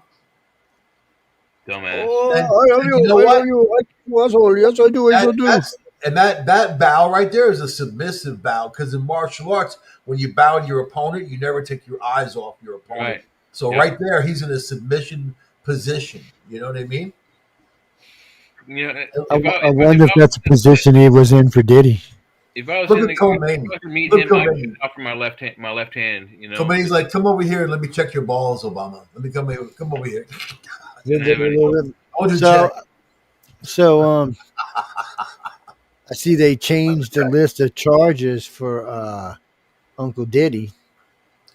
What do you mean change it? They dropped some? Well, there's only 1, 2, 3. That's only 6 charges. Things are changing. But they had only like 7 charges to begin with, so they must have dropped one. Yeah. So there was. He's going to walk. He's going to walk. I'll do a special rap one charge for racketeering. That's his. He's going to beat the charges, and I told you so. I told you so. He's got one for racketeering. Baby oil for everyone, man. I'm gonna oil everybody up. Woo! The only charge I think they can get him for is racketeering. The other 5 are going to probably. Let me see that Tootsie Roll, Tootsie Roll, Tootsie Roll. You know that song? Everybody knows he has a Tootsie Roll dick. Isn't that punishment enough? I think everybody knows that because you keep bringing it up, Michael. That's right. Mike got a fascination with this, and we don't want to know about that, man. Because you don't ever want to hear about a Tootsie Roll dick, man. You know what I mean? You just don't ever want to hear about it. Not if it's yours, you know. That's for damn sure. Anyway, racketeering 10 years, right? And then he'll be out in 2.5. Racketeers 10 years. It's federal. He can't get out in 2.5. He has to do 7.5 years. The other stuff where he's beating up his wife, he'll get time for that, but he's going to probably either get time served or some kind of. They might give him like 2 years served concurrently with his other one and some kind of counseling. He's not going to get a lot for that because both the girls said they still love him. That's a state crime. It depends on what state was that. Yeah, this is all fed for some reason. They did him like they did Trump. Yeah, at least that's what they said yesterday. Remember how they did Trump? They took all those state charges and turned them into Fed charges. So I've never heard of doing that on something like this before. But bringing prostitutes across state line is a federal crime. So wait a minute, they're saying there was 1,000 of them. So not if they're willing. I mean, you're giving somebody a ride. No, actually, it's against to bring them in the states. It's just illegal. It's just one of those things. The only state bring them into a state that where it is legal, it's still illegal. Where it is I think if you give that to a jury, the jury's going to look at that and be like, you can't pay people for sex and bring them across state lines. He's 1,000 of them. If he got 2 years proceeds, he'd get 2,000 years. He better hope the judge feels like it's not to. You better hope the judge likes hookers. Well, he was really nice to the judge. He had a nice thing. Or you better pray that the judge doesn't know the same hookers he does. Well, he was really nice to the judge. He had said 2 nice things with the judge, and when they asked him if he was going to, when he was going to speak, when he was going to speak, interview. And he was really nice to the judge. I mean, he wasn't being a prick or anything like that. And see, because he knows all he needs is one.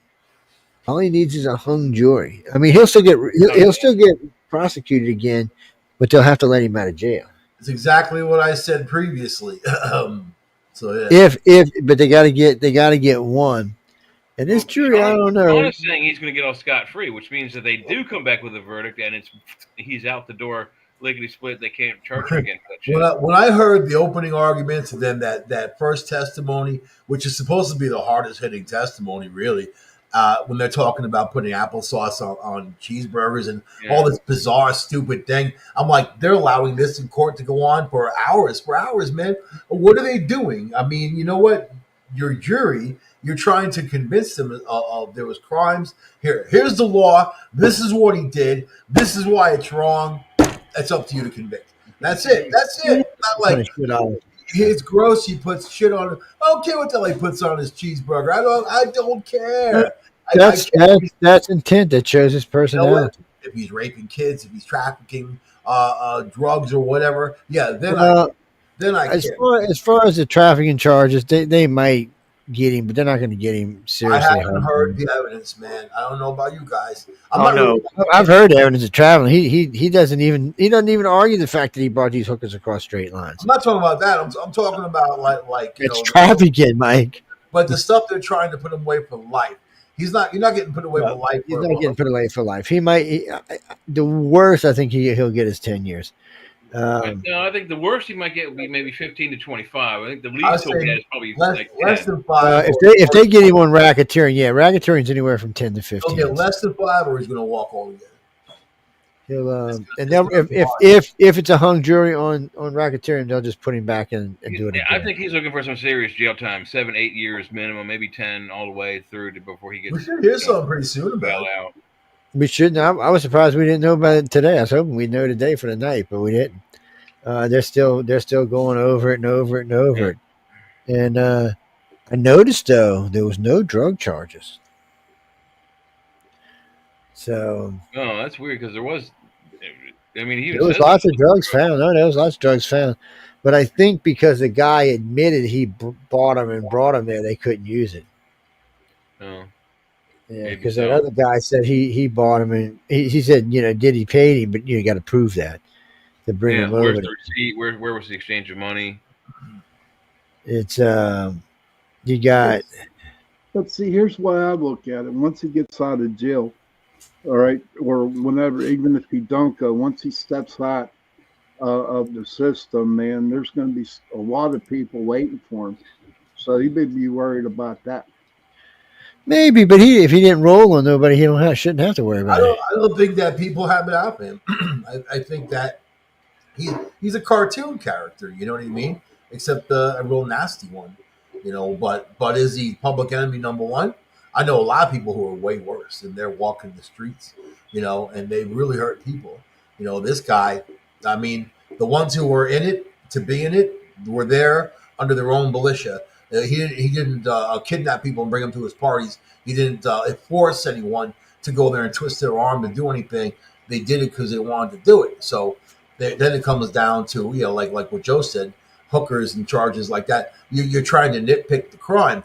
They really don't have anything. Initially, man, remember, they were talking about he had sex with kids and all this other stuff. They were like throwing things out there like you wouldn't believe. And I'm like, okay. I remember the very beginning, that's what they were saying. And then all of a sudden, that shit just kind of went away. It all stopped. It all went away. So, but none of that shit was true. He's still a rich and powerful guy. You know what I mean? That's everybody's saying this. Everybody's saying the same thing. The charges about the girls and the beating and all of that, he's not. Most he'll get is rehab for that. The charges he's got to worry about is sex trafficking and racketeering. Both of those could put him in for a long time. A long time, 20 to 30. Ain't gonna happen. There's madams that have skated completely that ran prostitutes for dozens of years, and they got caught and they skated completely. It doesn't matter. They want this guy. That's the difference. Yeah, but for what? The only hope he has is to be found innocent. If he's not found innocent, it's a hung jury. They're not even going to let him out of jail. They're just going to do the jury. They really want him. I mean, he was the Democrat darling. He was the guy who raised all the money for Obama.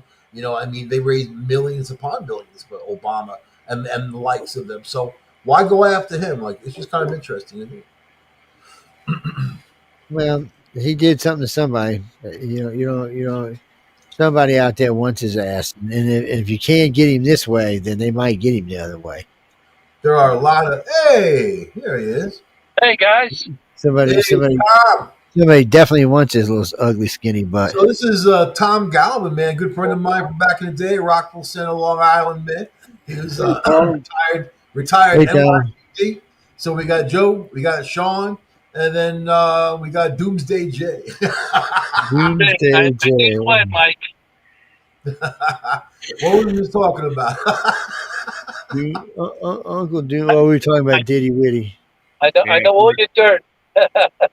We were talking about P. Diddy, man. P. Diddy. Poor Diddy, yeah. So do you think P. Diddy's going to beat the charges, Tom? He's not going to beat the charges. What they did was they adjusted the charges so that it's easier for the jury to make a decision on.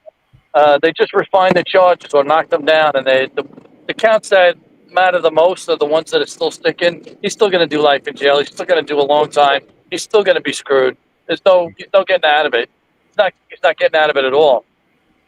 You think? I'm thinking he will get more than 5 years. Everybody's got their own opinion on it. Joe said kind of what you said. They're gonna go, right?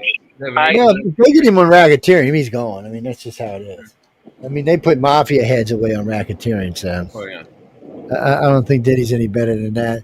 As far as every time I read more about the sex trafficking, I mean, it's just more and more and more. It just goes on and on and on and on. It's man, he brought a lot of people across state lines, little fucker. It's, Yeah.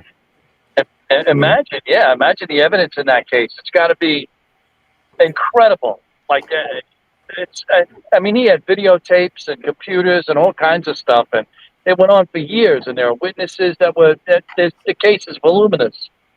Yeah. So the DA did the right thing in narrowing it down. Otherwise, you swamp a jury with too much, and then they don't know really what to do. They'll know what to do in this case. Yeah, I'm surprised they didn't get him for selling sex. I mean, they got him for sex trafficking for bringing him across lines, but they didn't.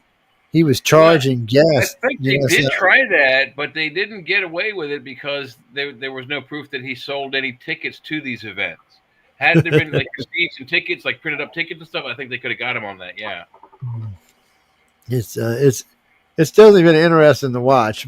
It's and Michael was saying he thinks he's going to get one of them pretty jails. I don't know. You don't look like a pretty jail kind of guy. It looks like he's going to do one of them real jails like some of the football players did. Even if he does, this guy will never see the light of day. He should have never turned himself in. Out, but it'll be like 10, 15 years down the road. 10 minimum, probably 8 at the very bare minimum, like, good behavior kind of. Well, remember, all Fed charges you have to serve 2/3. There's no way around that. He's going to do at least 8 years before he can have like a good behavior thing and get out. 80% truth in sentencing, man. So yeah, 80%. Yeah, I mean, if it's a state, you can get out in just 2 years, but of your sentence. But Feds are a little bit nastier about it. It's hey, whatever he did it. Apparently, he pissed somebody off, man. Somehow. And don't forget, too, like, we're not privy to a lot of stuff that, like, I'm sure his defense team has to be. But, like, we're not privy to, like, everything that's going to be presented yet. Yeah, we didn't see all the evidence either. Yeah, that's the other thing. And there are witnesses that they're protecting and everything. You watch. Well, I people are going to turn. Nobody wants to go to jail. Hey, weren't you with Puffy and running the show or helping him run the show and traffic people that way? They're all going to talk. He's not going to get away.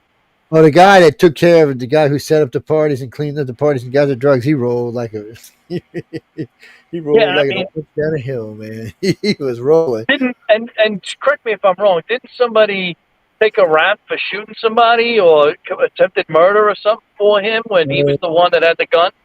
Well, there's been a lot of stuff said, so I guess eventually we might actually hear what some of this stuff was. But I'm surprised. It's been 4 days now, and then we got the weekend. Yeah, I'm surprised they haven't come back with a verdict yet. That kind of worries me a little bit. Yeah, I mean they might be, like you said earlier, hung.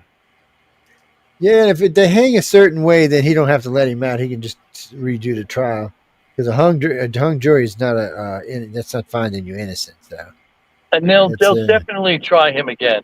Just like the OJ case, that trial was won at the jury selection, and you're going to see the same type of, they handpicked this jury, or they picked the best people they could for the jury. Whether or not the jury finds him guilty, that's up to the jury. And don't forget, you're in a liberal state, in a liberal, it's just he's a star. People get starstruck. I don't know. I think any way it goes, you're going to jail for something. Unless he just got lucky, he might have the luck of the stars or something. It'd be very lucky, I think. The luck of the the Tootsie Roll. He was a big Obama donor, man. I don't know. He gave him like millions of dollars, so he might come in and try to save him or something. Or Obama might try to save him. Obama was at those damn parties. That's why Obama might try to save him. No, Chris, we still got a little ways for go to break. It's I kind of got to worry. If there's one thing that Obama can do and the Clintons do well, they stay out of it, or they make sure they're out of it. Right. Poor Hillary. Every time Trump says something, Hillary bitches, they go find a clip of her saying it herself. No, but Tom has a point. That's funny. A good point. You don't see the Clintons or the Obamas really saying much during these last several years. Oh, they're not a little bit here and there now again, but not as much as you would expect. And I think the reason is because any press for them is bad press, and whereas any bad press for Trump is always good press. He's had the Democrats pay for his entire campaign. They had bad press the whole campaign, and he won. He was on the news all the time. That's why he won his campaign. Yeah, that's why he won in 2016 because they gave him more press than anything. But Obama's been weird with him. He's they were laughing and cutting up at the other place, and they see him somewhere else laughing. Obama just seems because they got a lot of clips of Obama saying stuff that Trump's saying right now, especially when it comes to immigration. And right. It's almost and because everybody forgets. Obama put 5 million people out the country, and he's the one that built the cages that separate the families. Everybody always the Democrats always seem to forget that. And then, of course, the crazy last guys wanted to open up the border and said, "Come on in, it's free. We'll pay you." Yeah, and let the criminals in, the terrorists, everything. Yeah, we're gonna. And quite honestly, like those are the ones we know about. Like, what about the gotaways? Like, there's millions. Oh, there's millions. It's so bad. Yeah, it's so bad. Like we can't even fathom. I don't think how bad it actually is. And listen, it only took 11 assholes, I think, to cause 9/11. Yeah. Well, look, they just found 11 Iranians in New York. They just arrested them the other day, and they know one of them was a cell member. There are definitely Iranian. Right, who's in the Royal Guard? Right. In this country. Yeah, who's in that Royal Guard? Yep. Yeah. They've all been arrested, but you just don't know who's in this country. But I'll tell you one thing: if you want to sneak into Canada, they'll give you $82,000 a year plus free medical for life if you move into. But yet the Democrats are fighting to keep them here. They're fighting to keep the criminals, the rapists, the ones who endanger our lives. So the common sense guys say, why? Why are you doing this, especially when it's contrary to what our Constitution says for us? That's the reason why. Well, first of all, they're doing it because it's votes. In New York, that guy that's getting in New York City, New York is going to have, for mayoral races, that if people here illegally, as long as you're here, can vote. And that's going to be huge. You're going to see that guy get in. You're going to see a transformation in New York that's going to be sick. We were just talking about it, and I said that's going to be the final nail in the coffin of New York City because it's already out of control. And this guy and look at his platform. His platform is defund the cops, do away with the prisons, spend money that they don't really have, but doing all kinds of stuff, and it's all to favor these. We're going to look like Dearborn, Michigan. Watch. Yeah. I mean, I say I'm out of New York, but it's great. We're all away from there right now. Well, I'm still in New York State, so I mean, my tax dollars are still going for those types of things, And Hochul, and your tax dollars go to cell phones, 5-star hotels, fucking assholes, food. Hey, let me give you a credit card. We'll get you a pair of sneakers. We'll get you health care. It's crazy, and you're paying for it. I got friends of mine that can't afford health care, and they don't have it. People are coming in and getting it for free. He's freezing up a little. Yeah, he's freezing up, Tom, a little bit. But yeah, man. I mean, New York, and then they funneled all this money to the illegal aliens, and they're taking it away from the poor population, man. In general, they're trying to kind of shove money over so people are doing well. They're absorbing civilian health and human services from the states and county governments that are meant for United States citizens, not everybody. They're the United States citizens. We pay taxes for these human like WIC, women, infant child care, all those programs, welfare, SNAP, whatever you want to call it. We pay taxes for that to benefit Americans down on their hard luck, not for illegal aliens, and they're absorbing all of that those costs, Exactly. taking that away from people who deserve it. Right. Yeah, if that guy gets exactly. Tom, because Tom, I mean, you're, you know, I told the guys in the beginning, you're NYPD. I mean, how many years? I mean, a long time, right? I mean, So I was on for 8.5 years. After the first time they bombed the Trade Center, you know, the second time, I mean, I was watching on TV. I couldn't believe what I was seeing. right. You know, my ex-wife was over the house. She was getting ready to leave. She was supposed to fly out, and then I hope you guys don't mind me telling the story. So my mom says, "Hey, Tom, put on the TV. You know, a plane just hit the Trade Center." And I'm thinking to myself, wouldn't you see that? Like, if you're even if you used an instruments, like, wouldn't you see that? And then the second plane hit, and I'm like, "Oh, I know what this is." And then, sure enough, they hit the Pentagon, and they hit the one crashed in Pennsylvania, and it was supposed to go to the White House or the Capitol. And then from there was my ex ended up spending an extra week because Bush grounded all the flights, and you know, I ended up marrying her for that reason. We spent another week together. We're like, all right, you know, there you go. Yeah, that's how life works out sometimes. So and I'll tell you a funny one, even funnier. So I became friends with. I dated a flight attendant, right? And every time in September, she would have to go on pills, and she was seeing a psychiatrist and all this stuff. And I never really knew what was going on. And then she opened up to me. She's like, "Listen, I was supposed to be on that plane that crashed in Pennsylvania, and the girl that took my spot," she goes, I did a swap with her. The girl that took my spot had kids and everything else, and she ended up dying in that plane."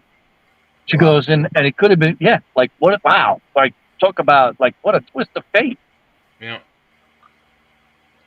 Yeah, we lost guys from John Sherry. We lost him. And John Sherry, what a night! Yeah, look at that. And Tolte's brother was an ESU guy. I mean, all the firefighters that we lost there. And I'll tell you what else. Caproni's son worked for Cantor Fitzgerald. Yeah. And he passed in 9/11. And it's so sad because, like, that, you know, he raised his kid right. I mean, just, and Caproni was the nicest guy. And you know, to have that happen, like, you know, like, you just don't know. And, you know what, I dated the window washer was named Alonzo. I dated his daughter for a time. I met her at the Ritz in New York City, and then we dated for quite a while. And he got killed in that. And actually I was living in upstate, but I was like compelled to call her and just say, "I'm so sorry to hear about that." You know what I mean? Like, what a terrible waste, and you know, a lot of mystery around it. It could have been prevented. And then that pink cloud that came It off was of a it. surreal event to begin with. I remember waking up in the first tower was already on fire, and it was at a time, I forget exactly what time it was that I turned the television on, but I had to go to work within like the next 2 hours anyway. And I just remarked to myself, well, you know, why are the Today Show people still on? They should have been off an hour or so ago. And then that's when the second plane hit. And at first I was like, oh, this must be some, you know, NBC daytime movie. Yeah. And when that second plane, I was like, oh no, that shit's real. Boom. And then I knew it was for real. And then I tried to call my parents back up in Maryland. All the phone lines were down. Then when I heard they hit the Pentagon and the Navy side of the Pentagon, my dad would have been in that side of the building if he was over there. So I called up, and then all the cell phone lines were busy. You couldn't get in touch with them for like at least 8-9 hours. The whole area you know everything was going to be busy. It was a really surreal day. It was definitely different. There was a lot of not knowing going on. That's for sure. The whole thing was, you know, I'm not a conspiracy theorist either, guys, but like that Building 7, like, it was hours later, and then it came down by itself, but it was almost like a controlled, like, almost like if you set explosives on it, it was almost like a controlled, you know, collapse. And I looked at that, I was like, well, why was that building over there was, you know, like, how does that happen? Like, I don't know. Like, the reason is those buildings, all of them were designed by the same firm, and they were all designed to pancake like that in the event of catastrophic failure, which is what happened on several of those buildings. There's 11 buildings in total, I believe.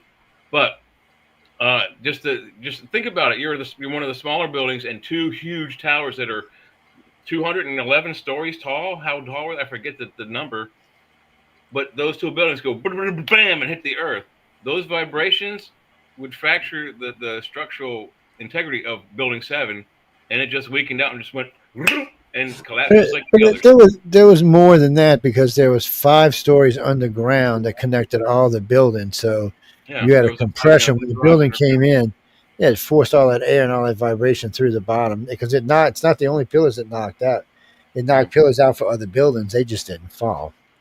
But it was kind of fishy. You always gotta wonder because the real thing to find out what was in Building 7. Why would you want to get rid of it? That was New York's command center. Giuliani was just there. They were saying there was money in there. There was like confidential secret information. There was because I think it was they had a CIA may have had an office in there, and there was a lot to it. You'd suspect that something might have happened, but look, when the bomb went off the first time, friends of mine went into the building, and they were like, they couldn't believe that the Trade Center was still standing because of the damage that was done. That's how much damage was done. So, like, those buildings were made to withstand a ton of damage, and all of a sudden, for Building 7 to fall like that, like hours later, I don't know. Like, it just seems odd to me. And then, like, how did Alex Jones know and said it on live TV, Osama bin Laden's going to get a bunch of planes together and crash into the Trade Center. And he said it. And it's recorded. Like, I just think that, well, if he knew, somebody else knew, the Mossad said they warned us, right? Saddam Hussein actually said 2 weeks before it happened that America was about to be brought to its knees, all this other crap. So the information was out there. There was a naval officer trying to get back into the U.S. from Canada who was detained there for no reason at all. You can look up the case. They kept him in there, and he was a guy who was already dead, and then he was active. You know what I mean? So he was one of those black bag guys trying to get back into the country. They wouldn't let him back in, and because he had information, he gave that detailed information of what was going to happen to the Twin Towers and in other places on that day. He wrote it out for the judge because they were holding him. So, there's a lot of unanswered questions, man, about why and what. So then you got to look at who got what out of it, who made the money, who got what power, what happened after that, and a lot of weird shit happened. Got an instant increase in budget. 2 days after 9/11, Alan Greenspan took off with $50 billion of our money, traded into euro dollars, and gave it over to the World Trade Organization for fines that they levied against us. So there's some stuff going on. You got to follow the money. Well, it's one thing you mentioned money. Does anybody remember the $20 bill trick? You fold a $20 bill a certain way, and it looks like the Twin Towers and like the smoke coming out of exactly where they were hit. No, I don't remember you can do that this one. with the $20 bill. I remember seeing it, but I don't know if it was real or not. But the shocker is those bills were printed months and years before that building was struck. Yet you can fold it in a certain way every time, and it looks like those two buildings as they were struck on fire. No, I think anything can be made to look like you want it to after the fact. Like I can make something look, But right with the 10, the 5, and the 50, it works with the 10, the 20, and I believe the 5. I don't think it works with the 50.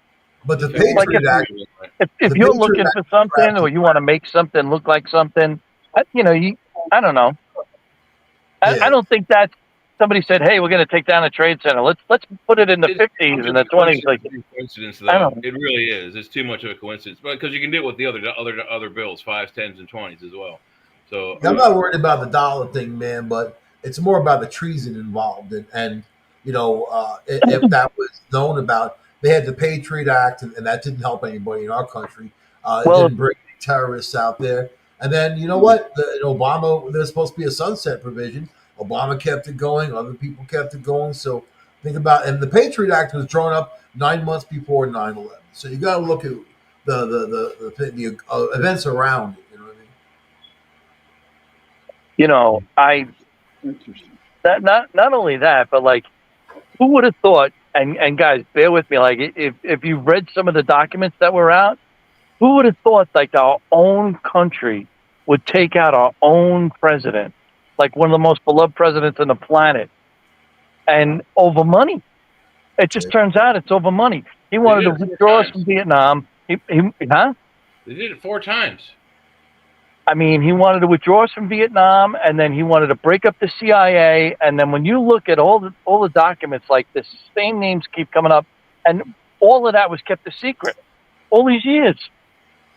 You know, come to find out that there were probably our own guys were involved in killing our own president. No doubt. Over money. Over money. Yep. Well, not just over money. It found an interesting correlation. The other 3 presidents that got assassinated also messed with the same banking system, the Federal Reserve. Kennedy, Lincoln. That too, yes. And the other 2, all 4 of them stopped the Federal Reserve from being able to print and control the U.S. money because the Federal Reserve Bank is a conglomeration of European banker interests, not American banking interests. So those 4 men suddenly shot moments after they take that power away from that one banking institution. And it all goes back to who? The WTO and the IMF. And if you think about it, they're the ones who make the rules for the entire world when it comes to trade or money. IMF gives loans to countries they know can't pay them back. When they can't pay them back, they're in control. And they got the whole Caribbean. They have a lot of other countries. They just give money and they couldn't pay them back, right? So the East India Trading Company, right? That's ultimately that's what became the WTO and the IMF. It's kind of funny when you think of it in those terms. I think we're about to go to break with the Ronald Reagan patriotic speech. Yeah, we're not quite at break yet, but we're getting ready to go. I wonder if he talks about aliens attacking the planet from outside the atmosphere. No, that's not that speech. You don't. It's not, that's a whole different speech. Yeah. Actually, that's in one of his. This time when me and Bonzo, the clown, or the monkey rather. I agree with Mitch. The USA was behind the Twin Towers. But, I want to throw this in about the Pentagon.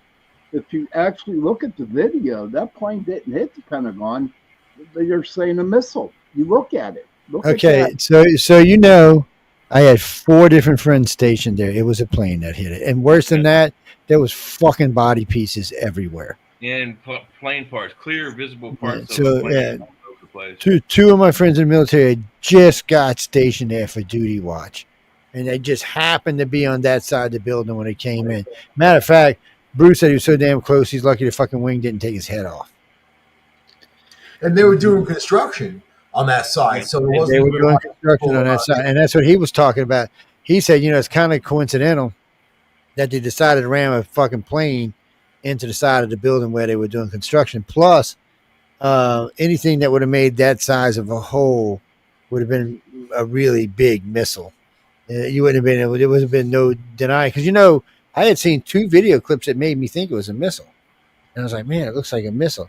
And then when you take the clip and you turn around and you flip it over, you can tell it's an airplane. You can actually see the underside of the wing, the aileron, and shit like that. I was like, well, and when it crashes you can see there's a ground cam that catches it hitting the ground. There's not much flame because it flew further than the other plane, so most of the fuel was gone.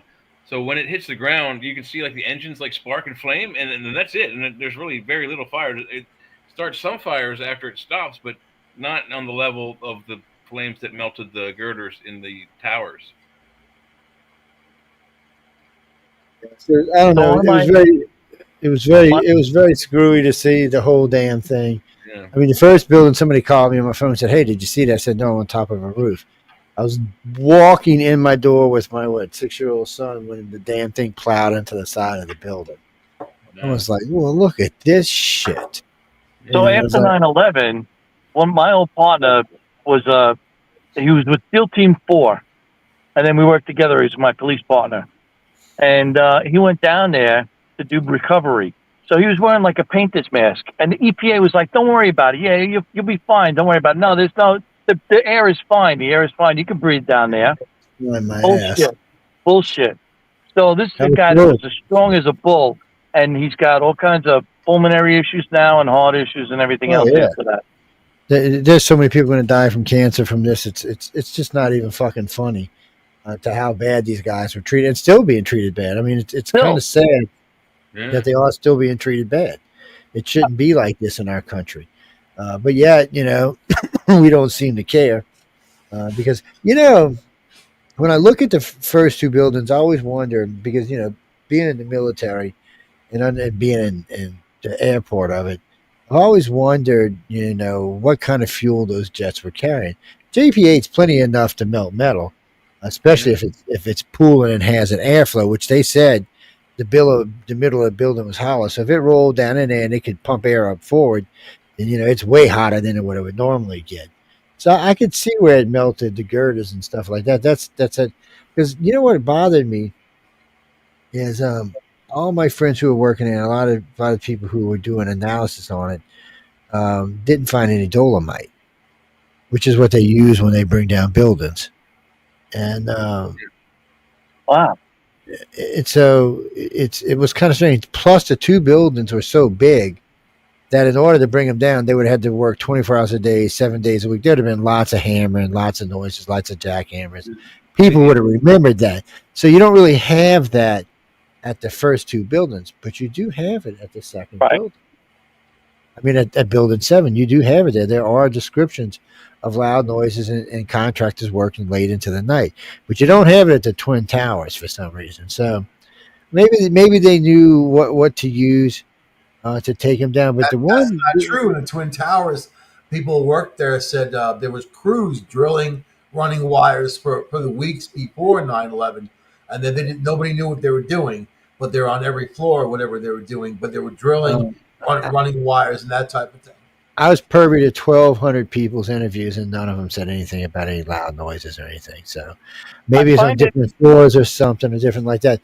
But the one that bothers me the most is Flight 4, which nobody ever wants to talk about. But there was seismic activity right before the buildings collapsed underneath, and then they were curious about that too.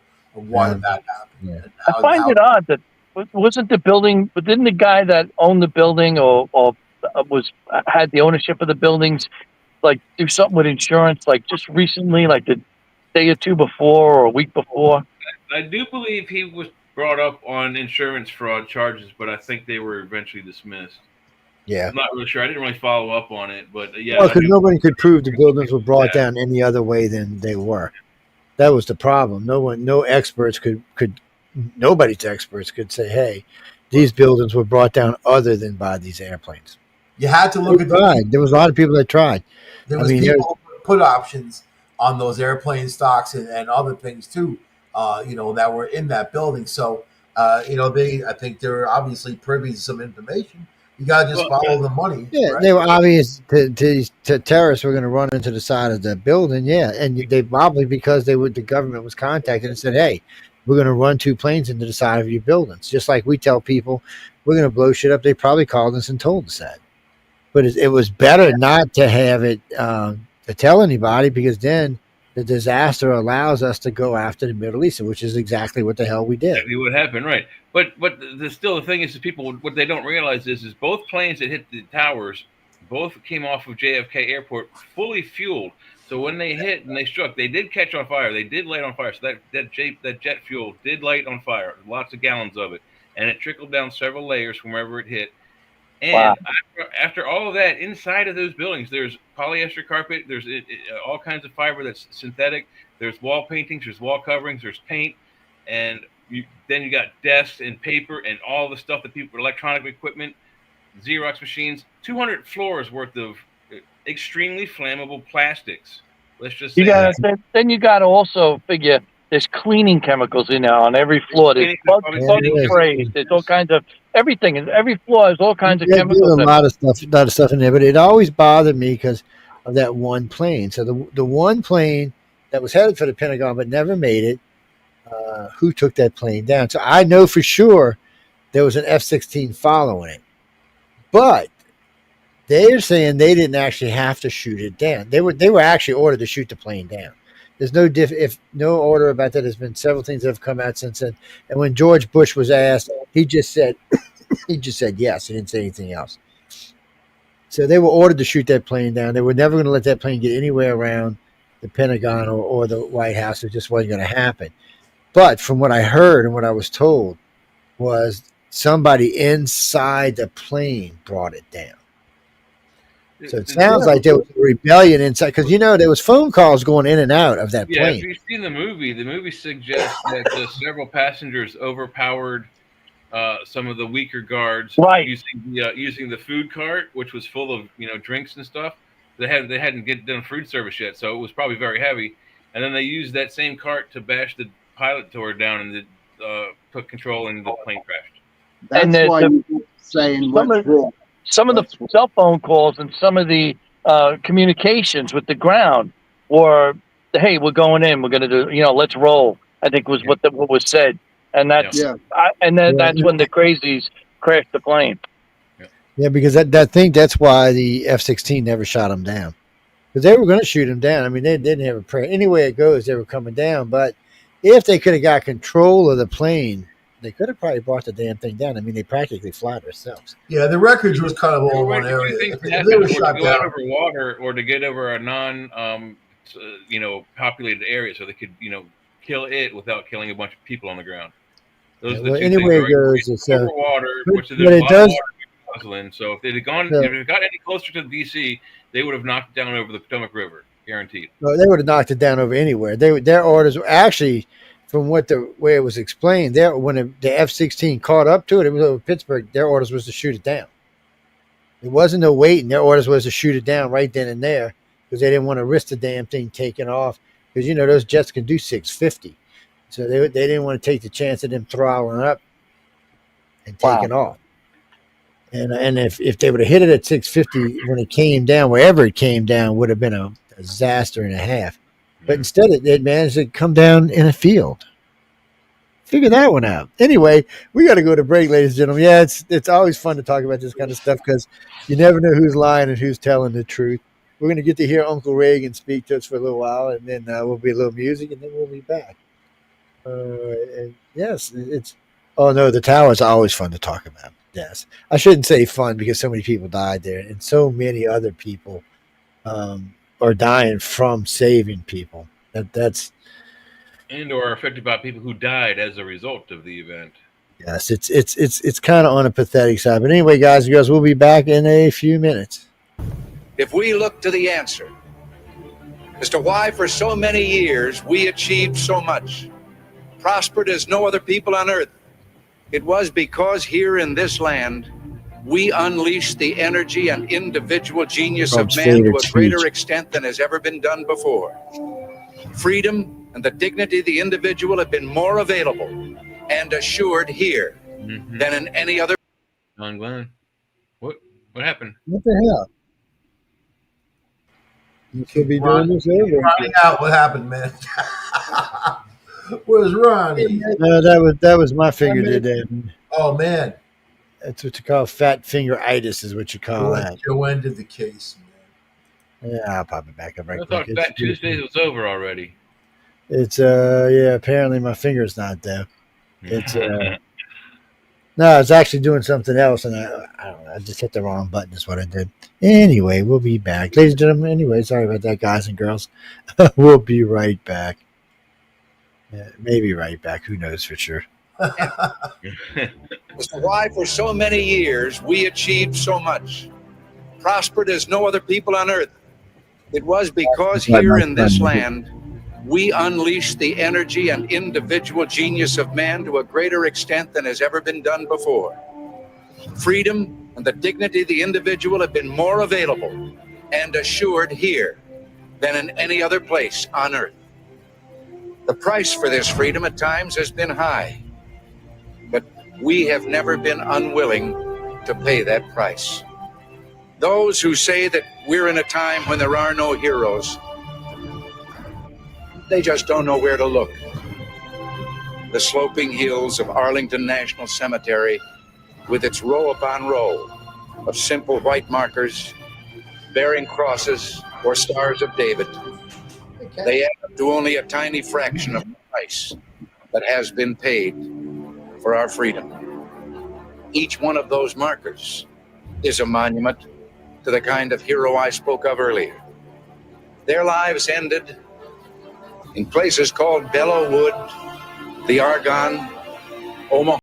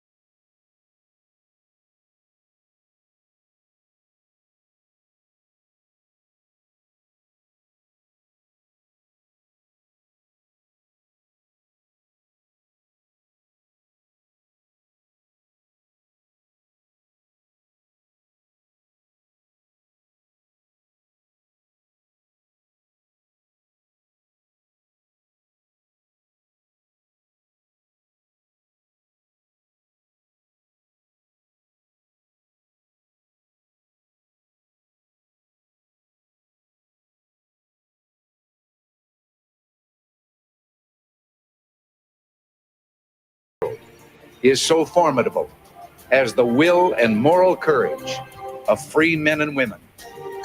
It is a weapon our adversaries in today's world do not have. It is a weapon that we as Americans do have. Let that be understood by those who practice terrorism and prey upon their neighbors. As for the enemies of freedom, those who are potential adversaries, they will be reminded that peace is the highest aspiration of the American people. We will negotiate for it, sacrifice for it. We will not surrender for it now or ever. We are Americans.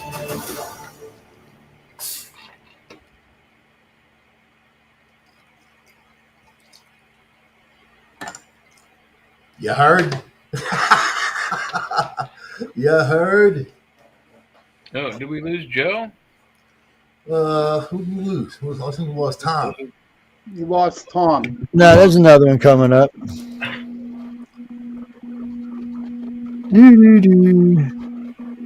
I was listening to something in my ear while I was talking to y'all.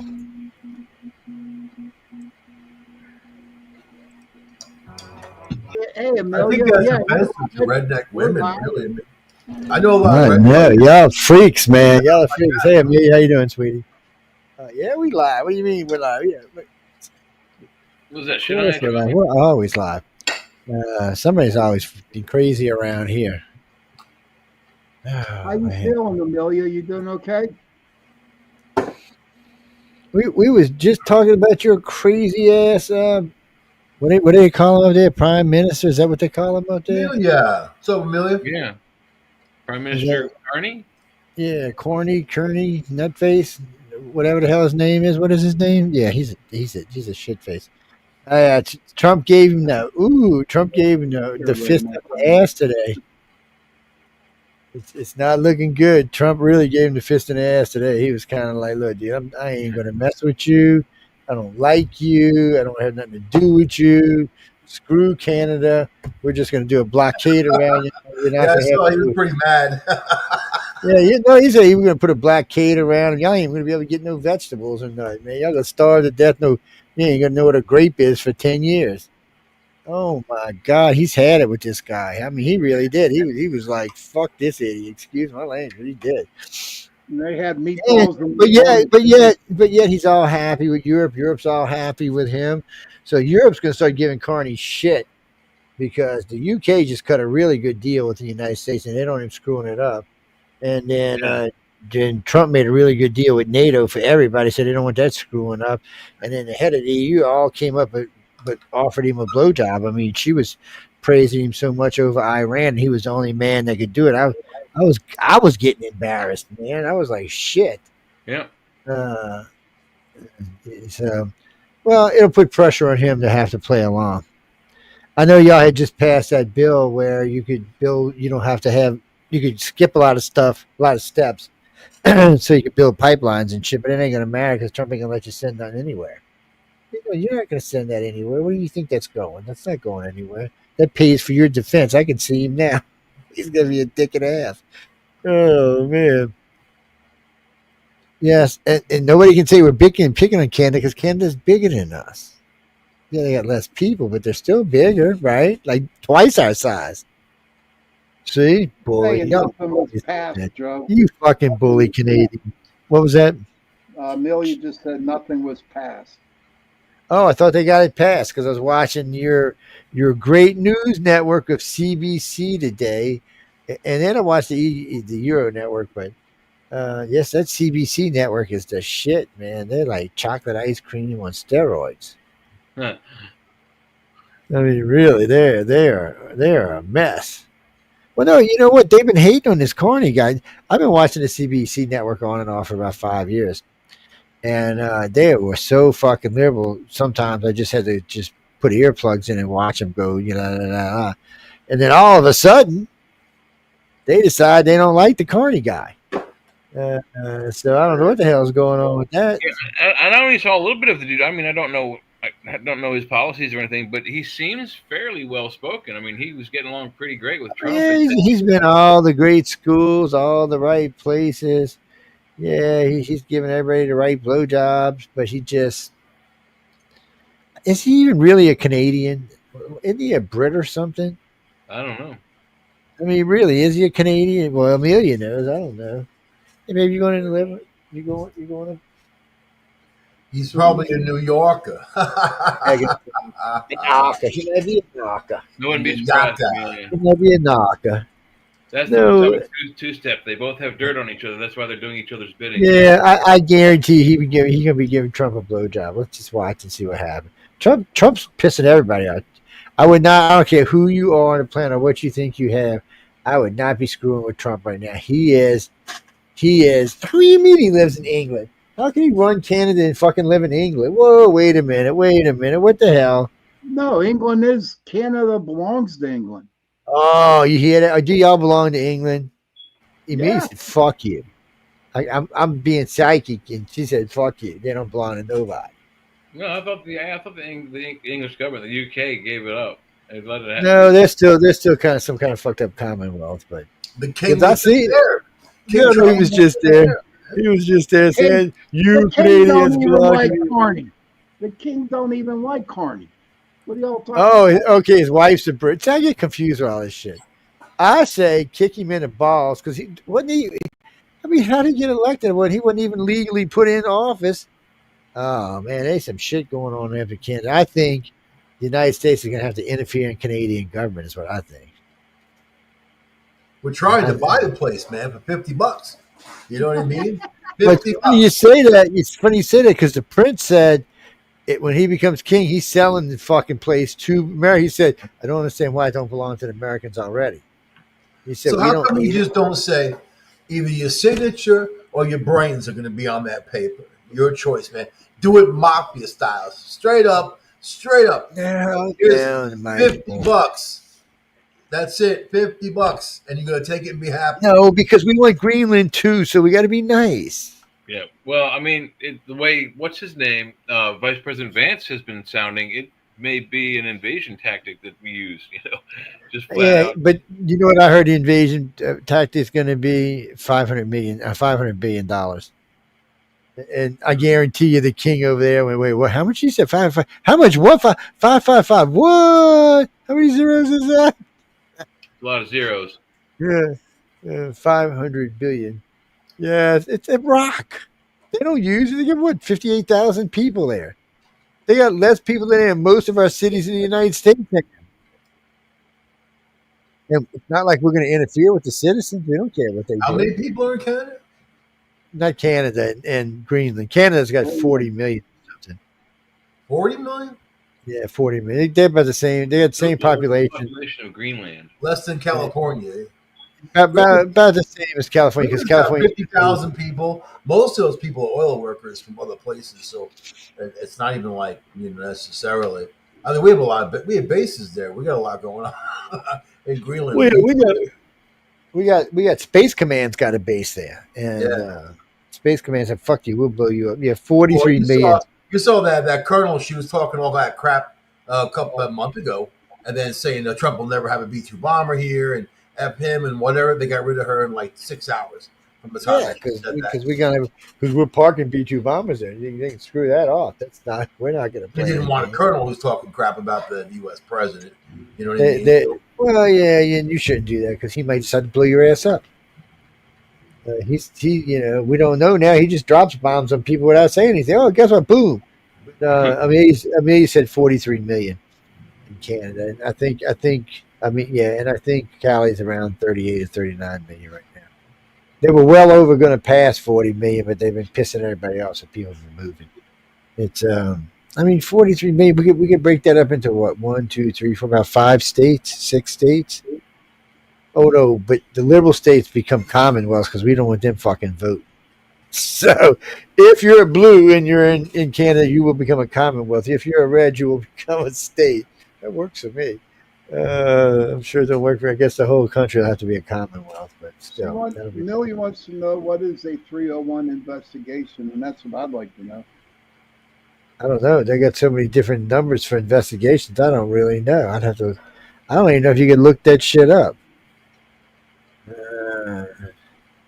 I guess we could drop it on Jay's head, and when it knocked him out, we could find out. It's, Jay, what's a 301 investigation, man? 301 investigation? I don't know. You need Ontario. All the minerals are here. Yeah. Yes, but we'll take Ontario. We don't mind. We'll take Saskatchewan for some reason. They want to come down here for some strange reason. Alberta, too. Alberta, what? Oh, Alberta's like, yeah, let me go. We're ready. Get the out of here. BC goes back and forth, I noticed, because they hang out with them. See, they kind of like, no. But then they said, well, we could be closer to our friends in Seattle then. And they have no border or anything. So they like that idea. So they're kind of like, yeah, we can go with that idea. So what does that leave? I mean, that leaves 3 provinces. Yeah, we'll screw them provinces. We'll charge them a toll to cross through the old provinces. That works. Give it to that works really good. What's that, Janice? I love Canadians. Amelia's a Canadian. Yep. The woman who runs this network is a Canadian. But your politics are worse than ours are. I mean, that's unbelievable. We have a lot of hosts that are from Canadians. We do. We have 6 or 7. Are Canadian. We have 6 or 7 hosts that are Canucks. Where are you from? Oh, you're I remember you. I can't pronounce that little town you're from. Yes, this gentleman he's Oh, okay. So him and a friend of mine, Pern Cougar, used to go to this 60 below water drop.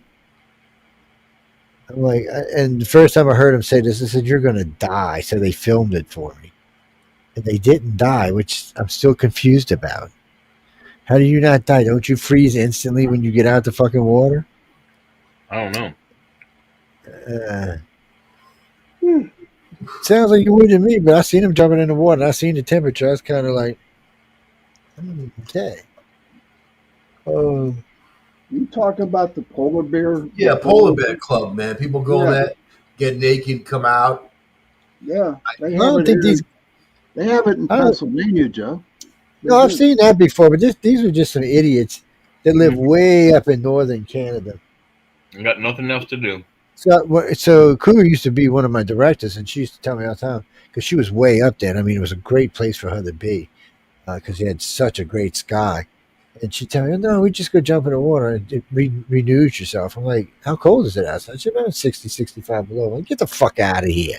I said, is that Canadian or American? That's your temperature.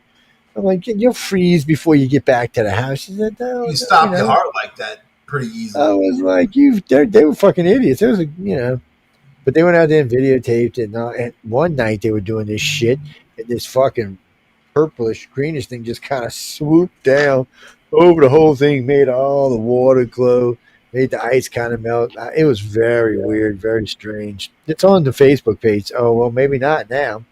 They It'd be delete the everything after. Yeah, horny they delete it. I would be Flash the horny alien. You know what I mean? Like people would tell stories about my abductions, and they'd be like, "He gave me champagne and it felt me up." I mean, I'm like Flash. That's Flash the horny alien. How come we don't have fun stories like that about aliens? All the girls I know would break their wrists for that shit.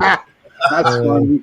The I want to Northman. hear fun stories about it. The Northman. What? Now, I was listening to Michelle talking about some Shag Harbor UFO conference. That shouldn't be all that far from me.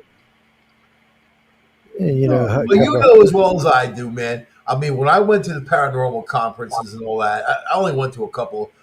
There's just it's freaks. It's a freak show. You got the people selling their books, people selling their crystals and shit like that. But then you get just the freaks who are freaks, you know. Nova Scotia.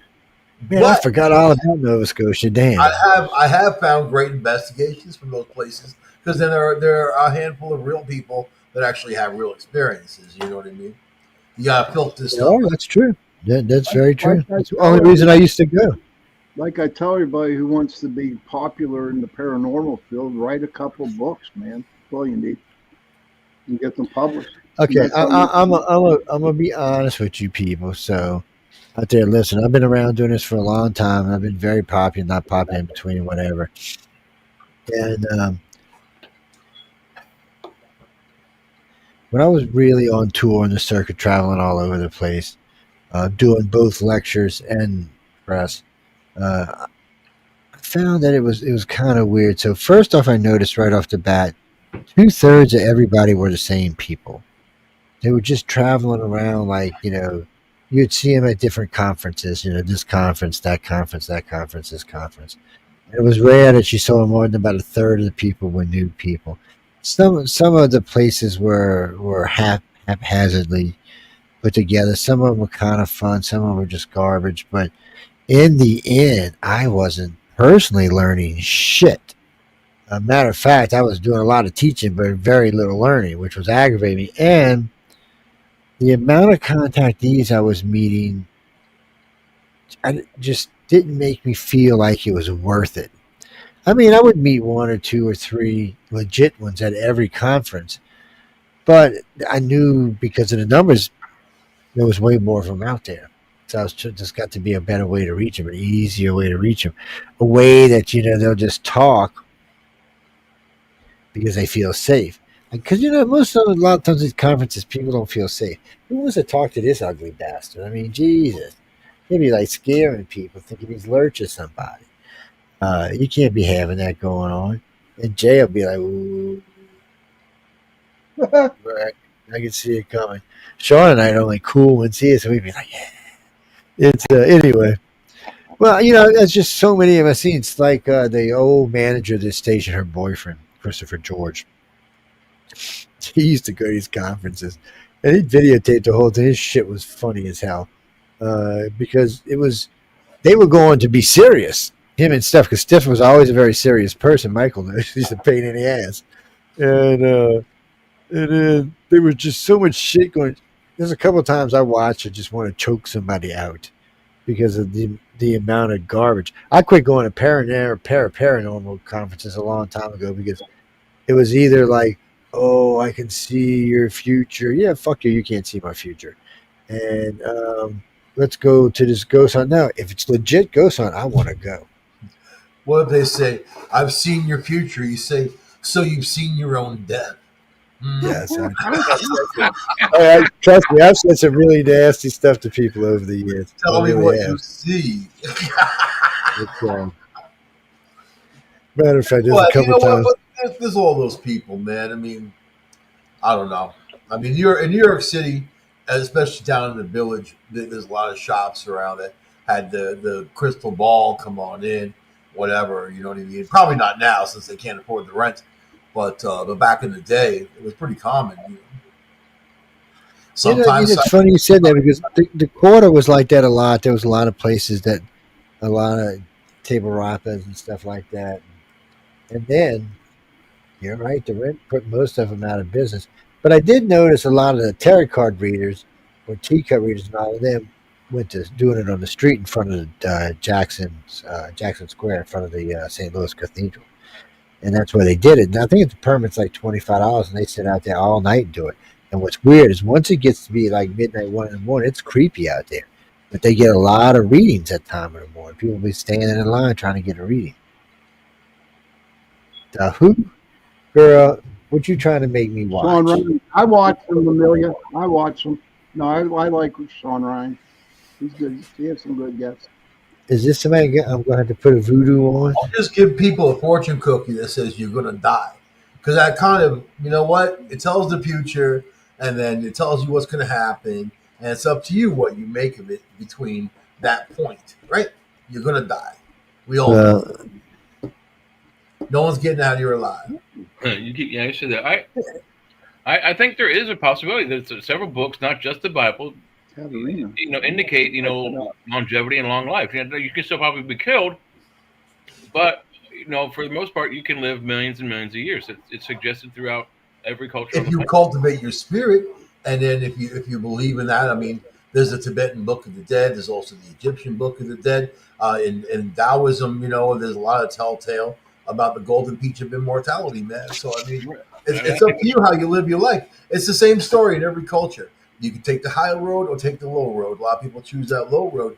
You know what I mean? They don't want to do or whatever. It's your own conviction. If you get get the fuck away from them China people. Lao Tzu said it like this: "There's no greater curse than desire," and I think desire can take you on a lot of terrible, horrible paths. But that's how we learn our lessons too. I mean, so we're here to learn lessons, right? Because this is hell. This is hell. This is hell. If you don't know it, if you haven't heard it, this is hell. And Joe's in hell. By the way, if any of y'all ever get bored, I have got. So Amelia's on my email, but she's on my Telegram. Actually, we have dual Telegrams because we got one with Shell and I and her, and we got one just her and her. You can look. You want to know something? You want to know something? It's there. It's Laura Lee and her. When they get conspiracy going or just regular shit going, it's amazing how much stuff they can send me. I'm like, Jesus. So when I've not got anything going on, I'll plug one in, or I'll just go through the list and listen. I'm serious. I'll have to pull what I would show y'all one night. I don't have a Telegram one here, but if I did, I'll show you. I'll put my Telegram one here on this computer so we can use it. Hey, guys, some good stuff in there. I'm starting to fade out. It's been a long day. Get some sleep, man. Go home. Get you tomorrow on the chat. Get tomorrow, buddy. Get some hugging love and some chat, man. Be safe. I'll talk to you. Yeah, somebody, it was funny. Somebody was asking me about the chat today. They're like, what the hell is the chat? I said, it's the chat. And they're like, well, what is it? I said, it's a radio TV show. And they're like, but I don't understand. What is it? What's it about? I said, it's about the chat. And they're like, well, I still don't understand. Will you leave it to me if you are? I hope you're talking to that goofball. And they keep going, well, I don't understand.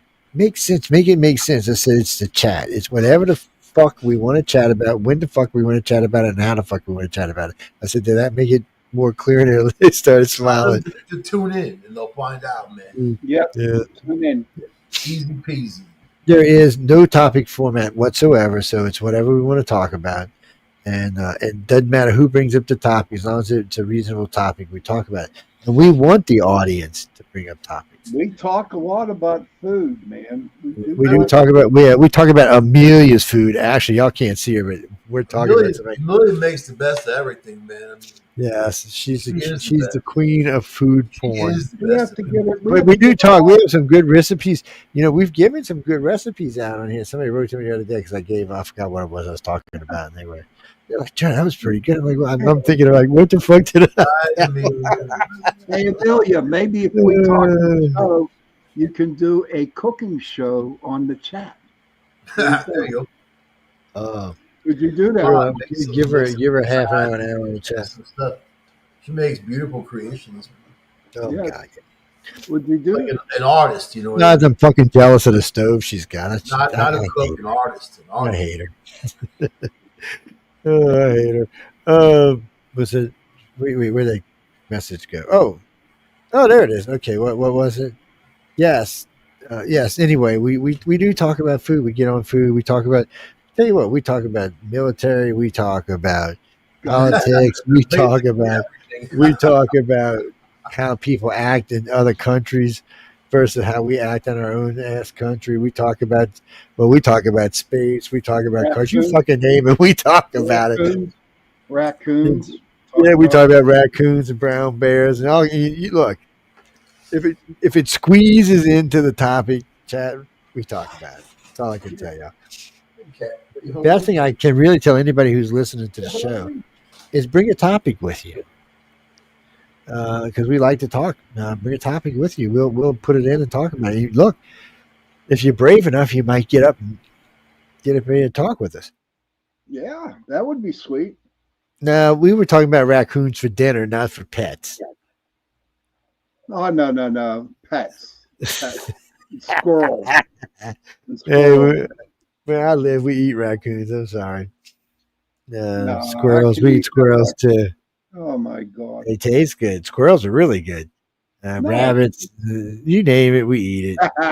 She say, no. My God, you have to kill at least 12 or 13 squirrels to get a decent meal out of it. No, man. What I'm saying, squirrels. Well, yeah, squirrels you do. I thought you were talking about raccoons. What, raccoons are big, man. What I make a good dinner. You know what else is good? Groundhog. Groundhog's good. I don't think I've ever eaten groundhog. I'll have to find out. Groundhog's good. I remember the first time I ate moose. It kind of it wasn't that it was gamey, but it definitely tastes different than deer. Definitely had a different flavor than deer did. Can't quite describe it. I'll just think about it. It's First time I ate, the first time I ate buffalo, I was like, "What the fuck? This tastes like cow." I was like, buffalo I was does like, taste like cow, but I was like, moose, this guy is boring. Moose are too lean, dude. They're just too lean. Well, the deer down here usually are pretty lean, unless they've been feeding. Because sometimes they'll find a mushmallow or cantaloupe patch, and they'll get an ant feed, and they'll get a nice marble on them. But other than that, they're very lean. The swamp deer, I tell people, don't even kill swamp deer and eat them. They're going to be gamey tasting. They're going to be tough. But if you can catch those deer, run out in the fields and live out in all the rest of the places, yeah, they're going to be good eating deer. Just the ones in the swamp are, they gotta hide from gators and shit. They got a hard life when they're living in the swamp. Yeah. What's that, Philip? No, I mean, I've eaten several types of deer. I've eaten a lot of different things. If I sat down and made a list of everything I've eaten, I would gross some people out. Yes, I've eaten snail. Yes. Snake is good. Snake is good. 3 different types of snake. Yes, 2 poisonous ones, by the way.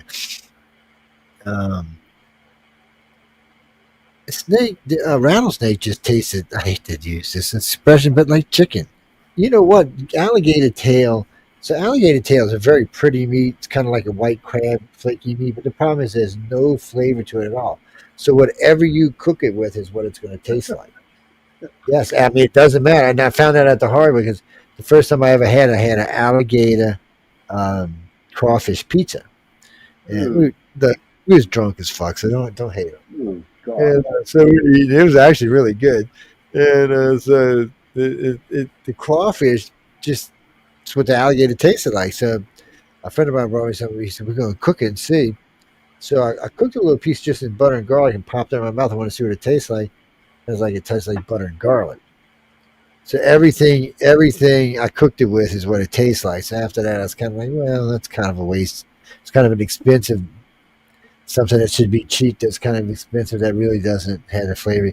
But if you're making if you want to make crab dishes, you can mix it with your crab and stretch out your crab. I love blue crab, man. Ooh, man. I haven't got my license yet this year because I got pods in the backyard, but I'm going to pretty soon. Have you ever eaten soft shell crabs? Yes. It's a big thing down here. Is it? Fry them up, put them on a po' boy, man, and away we go. Yeah, they're good. They're good. Well, Jackie, most of the crab we eat down here is blue crab. They got other kind of crabs down here, but mostly what we eat is blue crab. And of course, you get the hotels all have the king crab. Yes, that's what they like at the king crab. I call them spider crabs, but whatever. Because they got big long legs and a little tiny body. Yeah, crabs are good. I don't care what they eat. Crabs are good. There got to be something cleaning up the ocean. Crawfish are good too. Lobster's good. Lobster, well, okay. Lobster to me is kind of like alligator, and the fact that it doesn't have much of its own flavor. Maybe it's because where you get it. Well, I've eaten Maine lobsters. I've eaten cold water and warm water lobsters, which, by the way, I didn't see different kinds of flavor in life. You just cook away for us. We'll let you just cook the whole process. We ought to send her a video thing so she can videotape herself cooking. We'll play it on here. We can edit it. It's I like a good food. Is that where it needs to come from? I don't know. I'm not. I know this much about lobster. I know how to cook some of it, but and we talked about this earlier. But what are we going to do about this fake salmon, real salmon? I can't even call it fake salmon because its DNA is real salmon, but it's not real salmon. It's not caught salmon. So now we're going to have to say caught salmon or not caught salmon. Is that how that's going to work? Yuck. Salmon sucks. I'm not a big fan of it myself. Not trout, yeah. Walleye, yes. Quite a few places I go serve it, and for some reason, all the gala events I attend always have filet mignon and salmon. Always. Both familiar. Which is the salmon is good. I mean the filet is good. They just about this big. And I learned this year that you can get as many of them little shits as you want. I was like, what? I was with one of the producers. I can't mention his name online. He's a fairly famous producer in Hollywood. And he goes, no, man, two, then four. And all of a sudden, this dude had like 6 of these fillets. I was laughing my ass off. It's like, how the shit? He said, that's what he told me. He said, we bonded over meat because he gave me some of his fillets and dropped them in my plate. I was like, Jesus. Only in Hollywood can you find this kind of weird shit. Who? That's Michael J. and it's Michael Joe and Sean is who it is. MJS, SJM, JSMJ. However the fuck you want to do it. It doesn't really matter. No, Michael hosts tomorrow night. You'll see him on his show, yes. No, I've been using y'all on Pal Talk for a little while. I'm going to have to show some of our other hosts how to use it since the room's starting to get a little business in it. But, I can't always see it because sometimes it goes behind the screen when I'm talking about something or I'm doing something else. It pops in. And you don't see I've had black cod.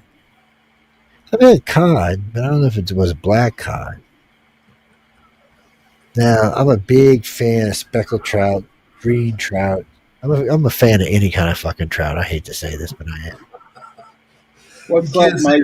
God, laughing. I'm sorry. Okay, Mike's being perverted over here about something.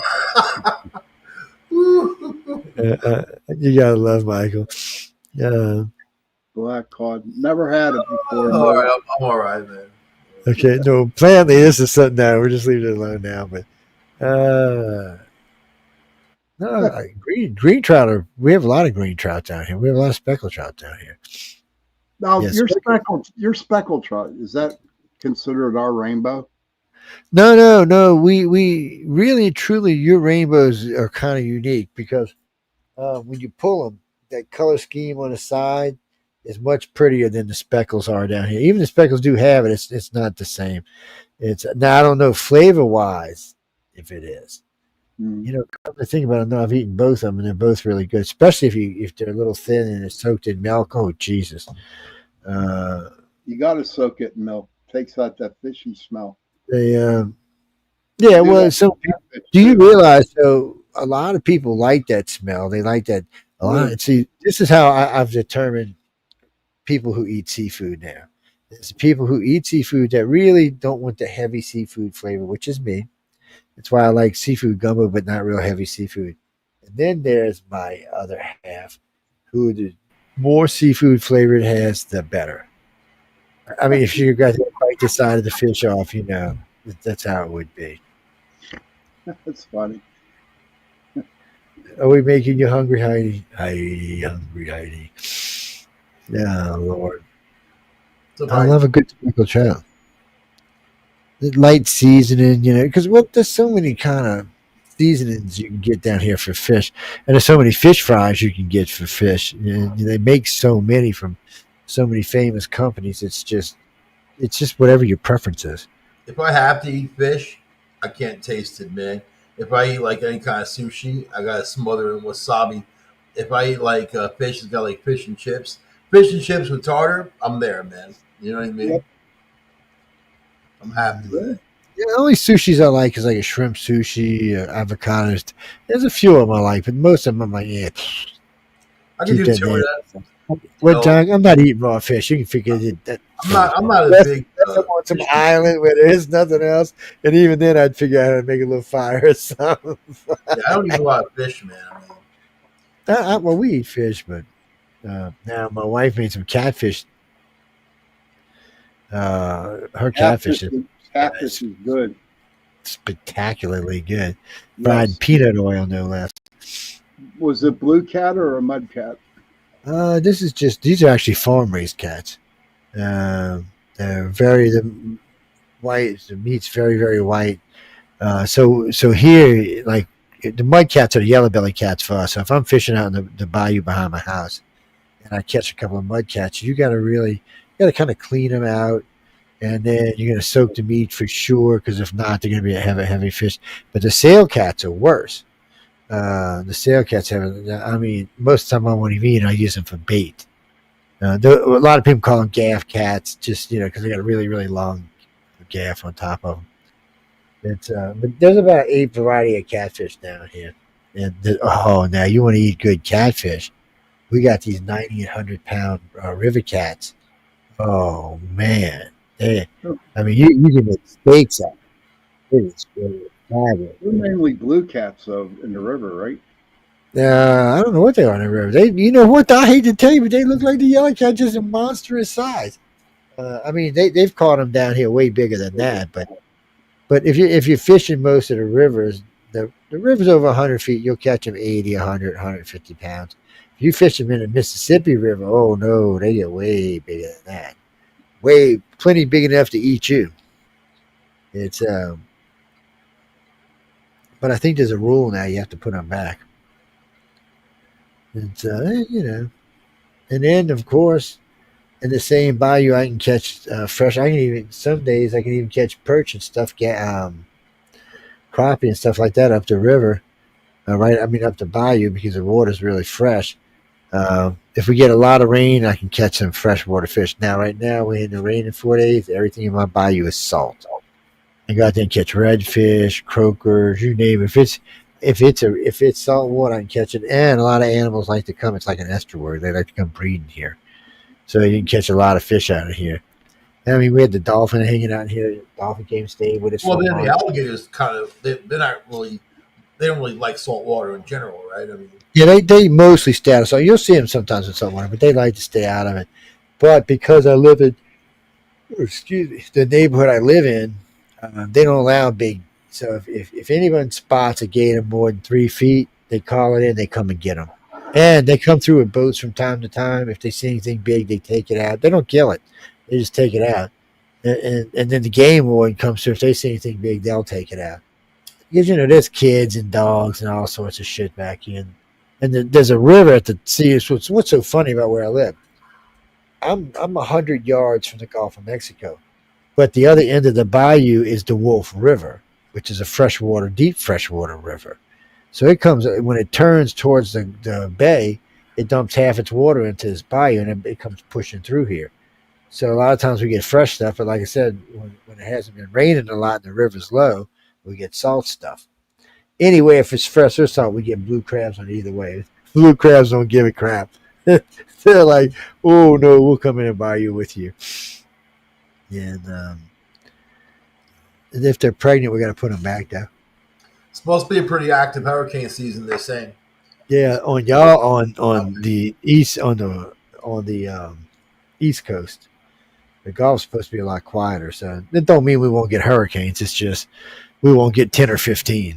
We'll get 2 or 3. But yeah, for some reason, they did say this about 10 years ago or 8 years ago that for the next 5 or 6 years, 7 years, they were going to be blasting up the East Coast. You know, pretty soon New York's going to find out what a Cat 3 or a Cat 4 storm is, and they're going to be in shit. I mean, when you know, I remember when Stephanie called me after Sandy came through, and she's telling me all this shit. And I said, "You're fucking kidding me, right?" And she's like, "No, Joe." I mean, she said, "It's a hurricane." I said, "It was a Cat 2, Stephanie." She's like, "What do you mean?" I said, "I take my fucking kids swimming in this. We go ride in the fucking Cat 2." With that hurricane, it was a very big hurricane and very powerful because of that. And slow moving. And also, it got just right in the crotch there of the city, you know. But like on Long Island, we've had Category 3, like an eye crossed Long Island way when I was a kid, you know. And yeah, it messes things up or whatever, but you know, not. But the city never got a real like heavy. The city ever gets a real hurricane, they're in deep shit. If they had a Category 4 or 5 in New York City, oh my god, because the city gets flooded very easily. Very, very easily. I know. I've seen that. It doesn't go anywhere. So y'all get the same problem New Orleans has. You're in a fucking soup bowl. Can't pump it out anywhere. You know what I mean? Yeah, well, it's all as long as as long as the ocean's higher than the thing, you can't get it out anyhow. So. Oh yeah, when that's pumping in, man, it's you know what? It's scary. I've seen the ocean pump in like that, and you're like, wow. I've seen it where the salt water have come through the sewers, man, like the drain sewers, you know, for the storm drains, and then shooting up in the air, like it's like surreal to see that. Oh man, look, I was cruising. I remember we were somewhere in Florida, and I was just cruising along the street. All of a sudden, the fucking sewer top started going, sailing in the air. And them things, you know, them things are heavy. And then I'm thinking, where's these big holes? I don't want to drive my car into one of these fucking holes. Oh, man, it was crazy. But, you know, I've been in a lot of storms. I get, you know, somebody said, oh, you just like to go do it. I said, well, sort of, kind of. When I was younger, I went to a lot of them. When I got married, I used to drag Linda. If it was a Cat 3 or under, I would drag her into them. Well, but we've been in 4s and 5s. I mean, we were basically working Katrina. That was a weird storm too. That was one of those storms that was kind of like the way it came in. Parts of the city got just destroyed. Other parts of the city still had lights on. So the thing that bothered me the most is there was 2 things. I mean, when we got home, we had to get the chainsaws out from where we were at, cut our way back to the other house, get in that house, hook up some generators for power. We'll find where the water lines were busted and turn them off so we get a water pressure. Then we decided, okay, we're going to start getting to work and all. But so we went uptown. I brought Canuck and I brought 3 people with me to go uptown. And first day we get in there, we cross over the levee because I got to pass. We paddle over to one of the streets, and then we get where we're going. It's kind of dry, so we get out the boat, we start walking. And I stopped for a minute, and Michael, you didn't hear anything. I mean, not a bird, not a frog, not a cricket, not even a fucking breeze. Yeah. It was, and I remember Canuck, he was from Canada, and it freaked him out. And Michael, I said what his real name was, and it just freaked him. You know what? It's kind of weird because his name was Michael, and he was 6'4". It's kind of strange, and it just freaked him out. I was like, dude, calm down. We're going to leave in a few minutes. I said we've seen what we needed to see, so I loaded everybody back in the boat. And he said, you know what? I'm gonna go around the other side. And I called the guy who had the truck. I said, meet me over here. It'll be easier to get the boat out. So we started cruising through the city streets. And it's about knee deep, maybe a little deeper than that. And we're cruising along. And I told these guys, when we come over a stop sign, look the other way. And they're like, why? I said, just look the other way when we come up on a stop sign. I said, trust me on this. And first stop sign we go by, nothing, you know. Second one, here we come. There's 8 bodies attached to it. So that's what they would do. When they would find bodies, they would wrap around the leg, wrap it around a stop sign, and mark the stop sign with a number, so they knew where the bodies were. So coming back, I think we ended up seeing like 36, 24 is what we ended up seeing. And I was kind of like, okay, y'all feel better now? Nobody wanted to volunteer to go anywhere with me after that. They were like, no, we don't want to go with you, Joe. I'm like, you big chicken shit, motherfuckers. And the only bad day I had, I thought I was going to have to kill a dog. Fucking dog came out of nowhere. I was checking a property. He was chained up to some chair. And I had my gun on me and like, dog, please don't make me shoot you. Please don't make me shoot you. And I managed to get around. When I put a chair over his head, managed to get around him. I remembered I had a McDonald's in my car, in my truck, and I went and gave it to him. And then I cut him loose because, he was going to starve right there. And other than that, it was a very enlightening experience. My kids and my grandkids had fun. I mean, through one of the worst nightmares on the planet, they had fun. One of them asked one of the teachers, "That's what do you mean you had fun?" And they go, "Well, Big Joe made it fun." I tell them, you got to watch for your grandma. You got to go down and do this. Get out and watch these. And I said, when you see these guards driving by a truck, you go out there, your three little cells, and act all pathetic. And they're like, why? I said, just trust me. They gave bonbons and all kind of junk and candy. It was like fucking Halloween for these kids. They fucking cleaned up. It was like Halloween. Anytime you went to one of the areas where they were giving stuff out, as soon as they seen the three boys, they were like, they would load the car down.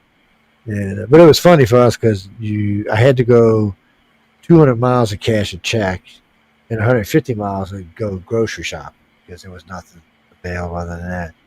It was but Pizza Hut was giving food away free every day. Quite a few people were. A lot of the high-end restaurants were, they would just, everybody was trying, I mean, there was a few fucking idiots, but everybody else was trying. But I'll be honest, I didn't go anywhere without my gun. Anywhere I went. I'm getting hungry. Yeah, we got to get out of here anyway. It's what was that? Oh, guys, sometimes we just get nostalgic. So bite me. How's that? Who is that just wrote me that? Whatever that fucking weird ass name you got is. When you live through as many hurricanes as I did, then you can say something. How's that? Yes. And not only did I live through them, I actually helped people while I was living through them on multiple occasions. I'm telling you. Ungrateful people. But I will say this, thank God I did not have to deal with what these people at the Twin Towers did, because that's one of those things I like to say, no good deed goes unpunished. Didn't Jon Stewart go to Congress on that and got money for them finally? I've heard all kinds of stuff, people getting money and doing this, but I never hear, they're taking care of these guys. Every time I hear something on TV or on the radio news, it always sounds bad. It never sounds good. Maybe it's just me. Maybe it's the shit I'm catching. I don't know, but it never sounds good to me. And then now you hear all these bases. Half of the bases you and I were stationed at, Sean, talking about going to kill you and shit. Yeah. The lawyers get paid, so yeah, they get paid, but people. Well, I'll tell you what, if you were in the Navy and you get any type of cancer, you're probably going to get paid now, because the Navy fucked up all over the place. I'm sure they're not the only ones, but you'll have to collect it, man. No, you don't have to. You can go to somebody else, but still, it's one of those things. 9/11 happened. The people on Long Island. I was already living upstate. The people on Long Island, they shut all the bridges and tunnels down, so you couldn't leave unless you had a boat, or if you walk off, you'd have to walk off, like go into Brooklyn and Queens and walk through the tunnel, and walk over the bridge. And there was a pink cloud that was covering Long Island for the weeks that followed, from all the shit that was burning and stuff and whatever, asbestos and whatever. So, there's a lot of health problems that people had because of that. No one's getting paid from that shit. Most the only people now, I think, is the direct people who were directly there. Everybody else, they said fuck you to, because there was a suit out in New York where they were suing for general health care for 5 miles around the area, which I'm sure there's a shitload of people living at 5 miles. But, if a 5 mile circle around the area, but they tried. They just couldn't get it. It was too much money is what it was.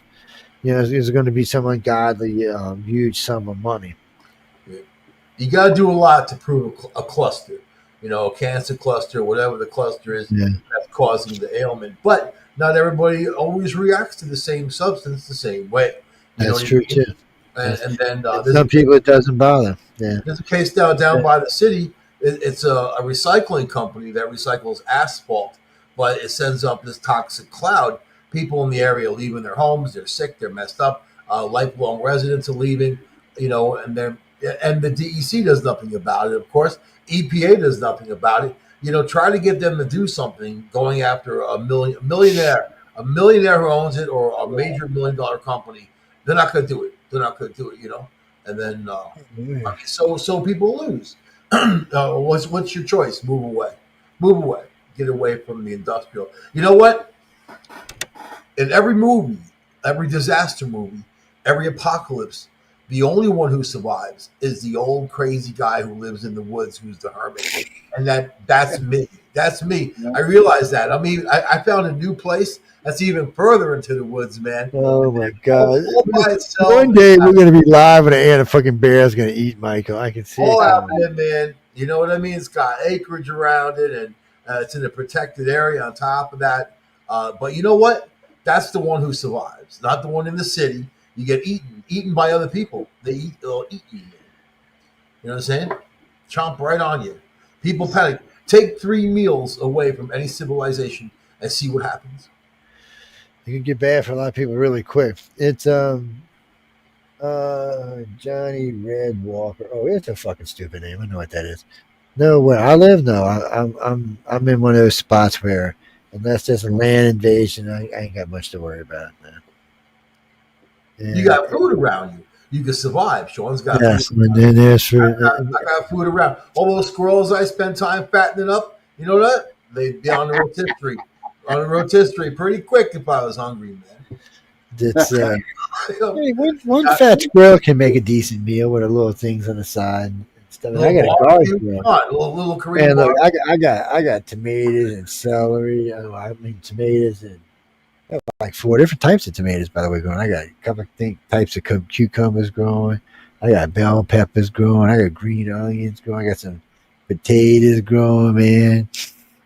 I got a couple of different spices. I even got cilantro growing out there. There's walnuts here. There's all kinds of nuts, all kinds of pine nuts and shit, whatever. You know what I mean? It's there's pine nuts and shit like that out here. Yeah. We'll start calling Michael Grizzly Adams, man. Yeah, man. I'm telling you, Grizzly Mike, man. Oh yeah, that might be a good one for the thing, Grizzly Mike.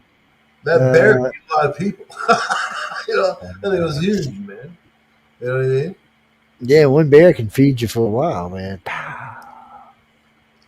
No, but I got some fat squirrels around here. Like they're eating my seeds. They get into the seeds, man. So they're big. Oh, yeah, they'll eat them. Yeah. Let them plump it up, man. Denise, what do you mean? What are we talking about? We're talking about end times and eating out of our backyard. That's what we're talking about. Why? What kind of backyard do you live in? Do you live where?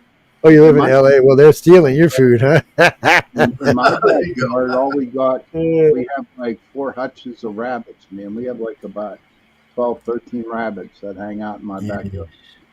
I got Amish. See, that's when you just catch a mom and a dad and start growing your own damn rabbits. I got the Amish, man. The Amish have food. They sell food. They got food. You know what I mean? Whatever you want, they got it. You know what? You can sustain very easily on honey and things like that too, man. So, if you want to be one of those preppers, like they sell all those kits to buy for food. That's such a waste of money, man. Sure, you can buy cans, and then that's good too. But if you know what you're doing, it doesn't cost much to have a little extra. And see, then I get my 4 20-millimeter Gatling guns get to come out in each corner of the house. Like, say, who are you? I'm sorry. Wait. I can survive very easily on pasta, some tomato sauce, and some Romano cheese, man, and chocolate. You know what I mean? Chocolate. Gotta have Oh, chocolate. fucking chocolate, man. No apocalypse. You better grow some cocoa trees in, buddy. Well, you gotta have your whiskey. So you have your whiskey, you drink a little whiskey, have like a bite of chocolate, man. Have a little bit. Now more you whiskey. see, you can make pine nut whiskey. Yeah, you can make a couple of whiskeys, different kind of whiskeys out of weird stuff. But you need some friends out there got some barley and grain they can ship you or send you, drive you over. I buy from the Amish, man. I buy Amish butter. They make the best butter you ever had in your life. Yeah, but them bitches will be trying to take over when the world ends. They'll be like, yes, we're going to take over. But the You want Amish, to be good or die, you bastard. they don't fight. They won't even fight you, man. You know what I mean? They don't believe in that. So it's the opposite. That sounds good, Heidi. I could be Amish. But with the hint of sea salt. That sounds good. See, now I like a good caramel sea salt, like a fudge. Yeah, me too, man. Especially kind of a little liquidy. I really like those, man. But Caramel it's sea hard salt. to find. Caramel with sea salt's awesome. Yeah, it is. It's How about that saltwater taffy? Is it actually made out of salt water? I don't know. Last time I got it, I wasn't a big fan of, but I'm not the hugest fan of taffy. So, in all fairness to the poor taffy, You know what though? Saltwater taffy is easy to eat. Normal taffy is not. So you got to go to the really good shops, you know, to get the real saltwater taffy. Boardwalk saltwater taffy. That's what you want. it's. Oh no, Clerk, we're getting ready to go. Why? What kind of question you got for us? No, we were going to talk about that tonight, but we'll save it for tomorrow. They got the new Gen 6 fighter coming out. And there is the new thing to get you to Mars in like 30 days or something. So, so it ought to be interesting. No, we got off on other things tonight. It's we've been talking about the Gen 6. It's not that we haven't talked about it before. We're just waiting for it to pop out and go kick the F-22's ass, and then we'll know it's serious. Until then, we're kind of like, let's see it fly. They got a new bomber they're developing to ultra stealth. That's what they're calling it, ultra stealth. That can carry hypersonic missiles with nukes on them. Yeah. So technically, all missiles are hypersonic. So they break the speed of sound, but yeah. When they say hypersonic now, they mean like Mach 3, 4, 5, something like that. 6. Mach 13. That's that. Iran had that missile, the big Mach 13, and they used it. And you know what happened? Nothing. The hypersonic missile they shot to Israel blew some shit up. Good night, Amelia. Good night, Amelia. Yes, we get ready to get out of here. Behave yourself, Amelia. Bring some food with you tomorrow night. Yes, don't be a tease. Bring some food with you. No, we gotta go, Carolyn. It's no, we'll get into some science tomorrow night. I mean, we didn't get into any tonight, but we'll get into some tomorrow night. I got some amazing science for you, man, about bending light and creating light from nothing and transporting light and then being able to transport it all the way through quantum physics as far as they want to go into space, man. How's that? Okay. I have no idea what you just said, dude. Because now I'm thinking about I got some round steak I cooked early in the refrigerator. I'm gonna put it in the pan, heat it up. No, guys and girls, we really got to go. We're a quarter after. Well, we always run late, and we don't have a set time. There's nobody after us. Yeah. So, yeah, but I got to get going here, guys. Yes, because All right, Sean. Yes, because Jay passed the tomorrow. big on to Sean. Be safe. Sleep good, Sean, baby. Will do. Good night. Good night, everybody. Anyway, guys, girls, and cats, we're getting ready to get out of here. Any moans, groans, bitches, or complaints, please write to Michelle DeRoche, courtesy of Amelia Pisano. Yes, that works for me. Yeah, that works really good. And Jeffrey Job, everybody over at Pal Talk, nice to see y'all. I will start trying to include the Pal Talk range around as the room gets bigger. I'll hook it up to some of our hosts, and they can use it as well. Well, it's kind of off to the side. I don't know if I can integrate it into StreamYard. I'll look and see, but I don't think. I don't know. We'll look and see. Anyway, on that note, I got to get out of here. I'm hungry now. Mike Dahlia motherfuckers made me hungry. We got to get out of here. I hope y'all enjoyed the news. We got the real Justin. Who said that? I've seen that go by. Okay, we always get the news out in the first hour and a half. It's always going to be real news in a network. I mean, for this show. After that, depends what's going on. It depends what's going on. Tonight we were talking about Canadians we were talking about the conquering of Canada tonight. Yes. How we're going to take it over and engulf it in ships and say, ha, Canada, we got you.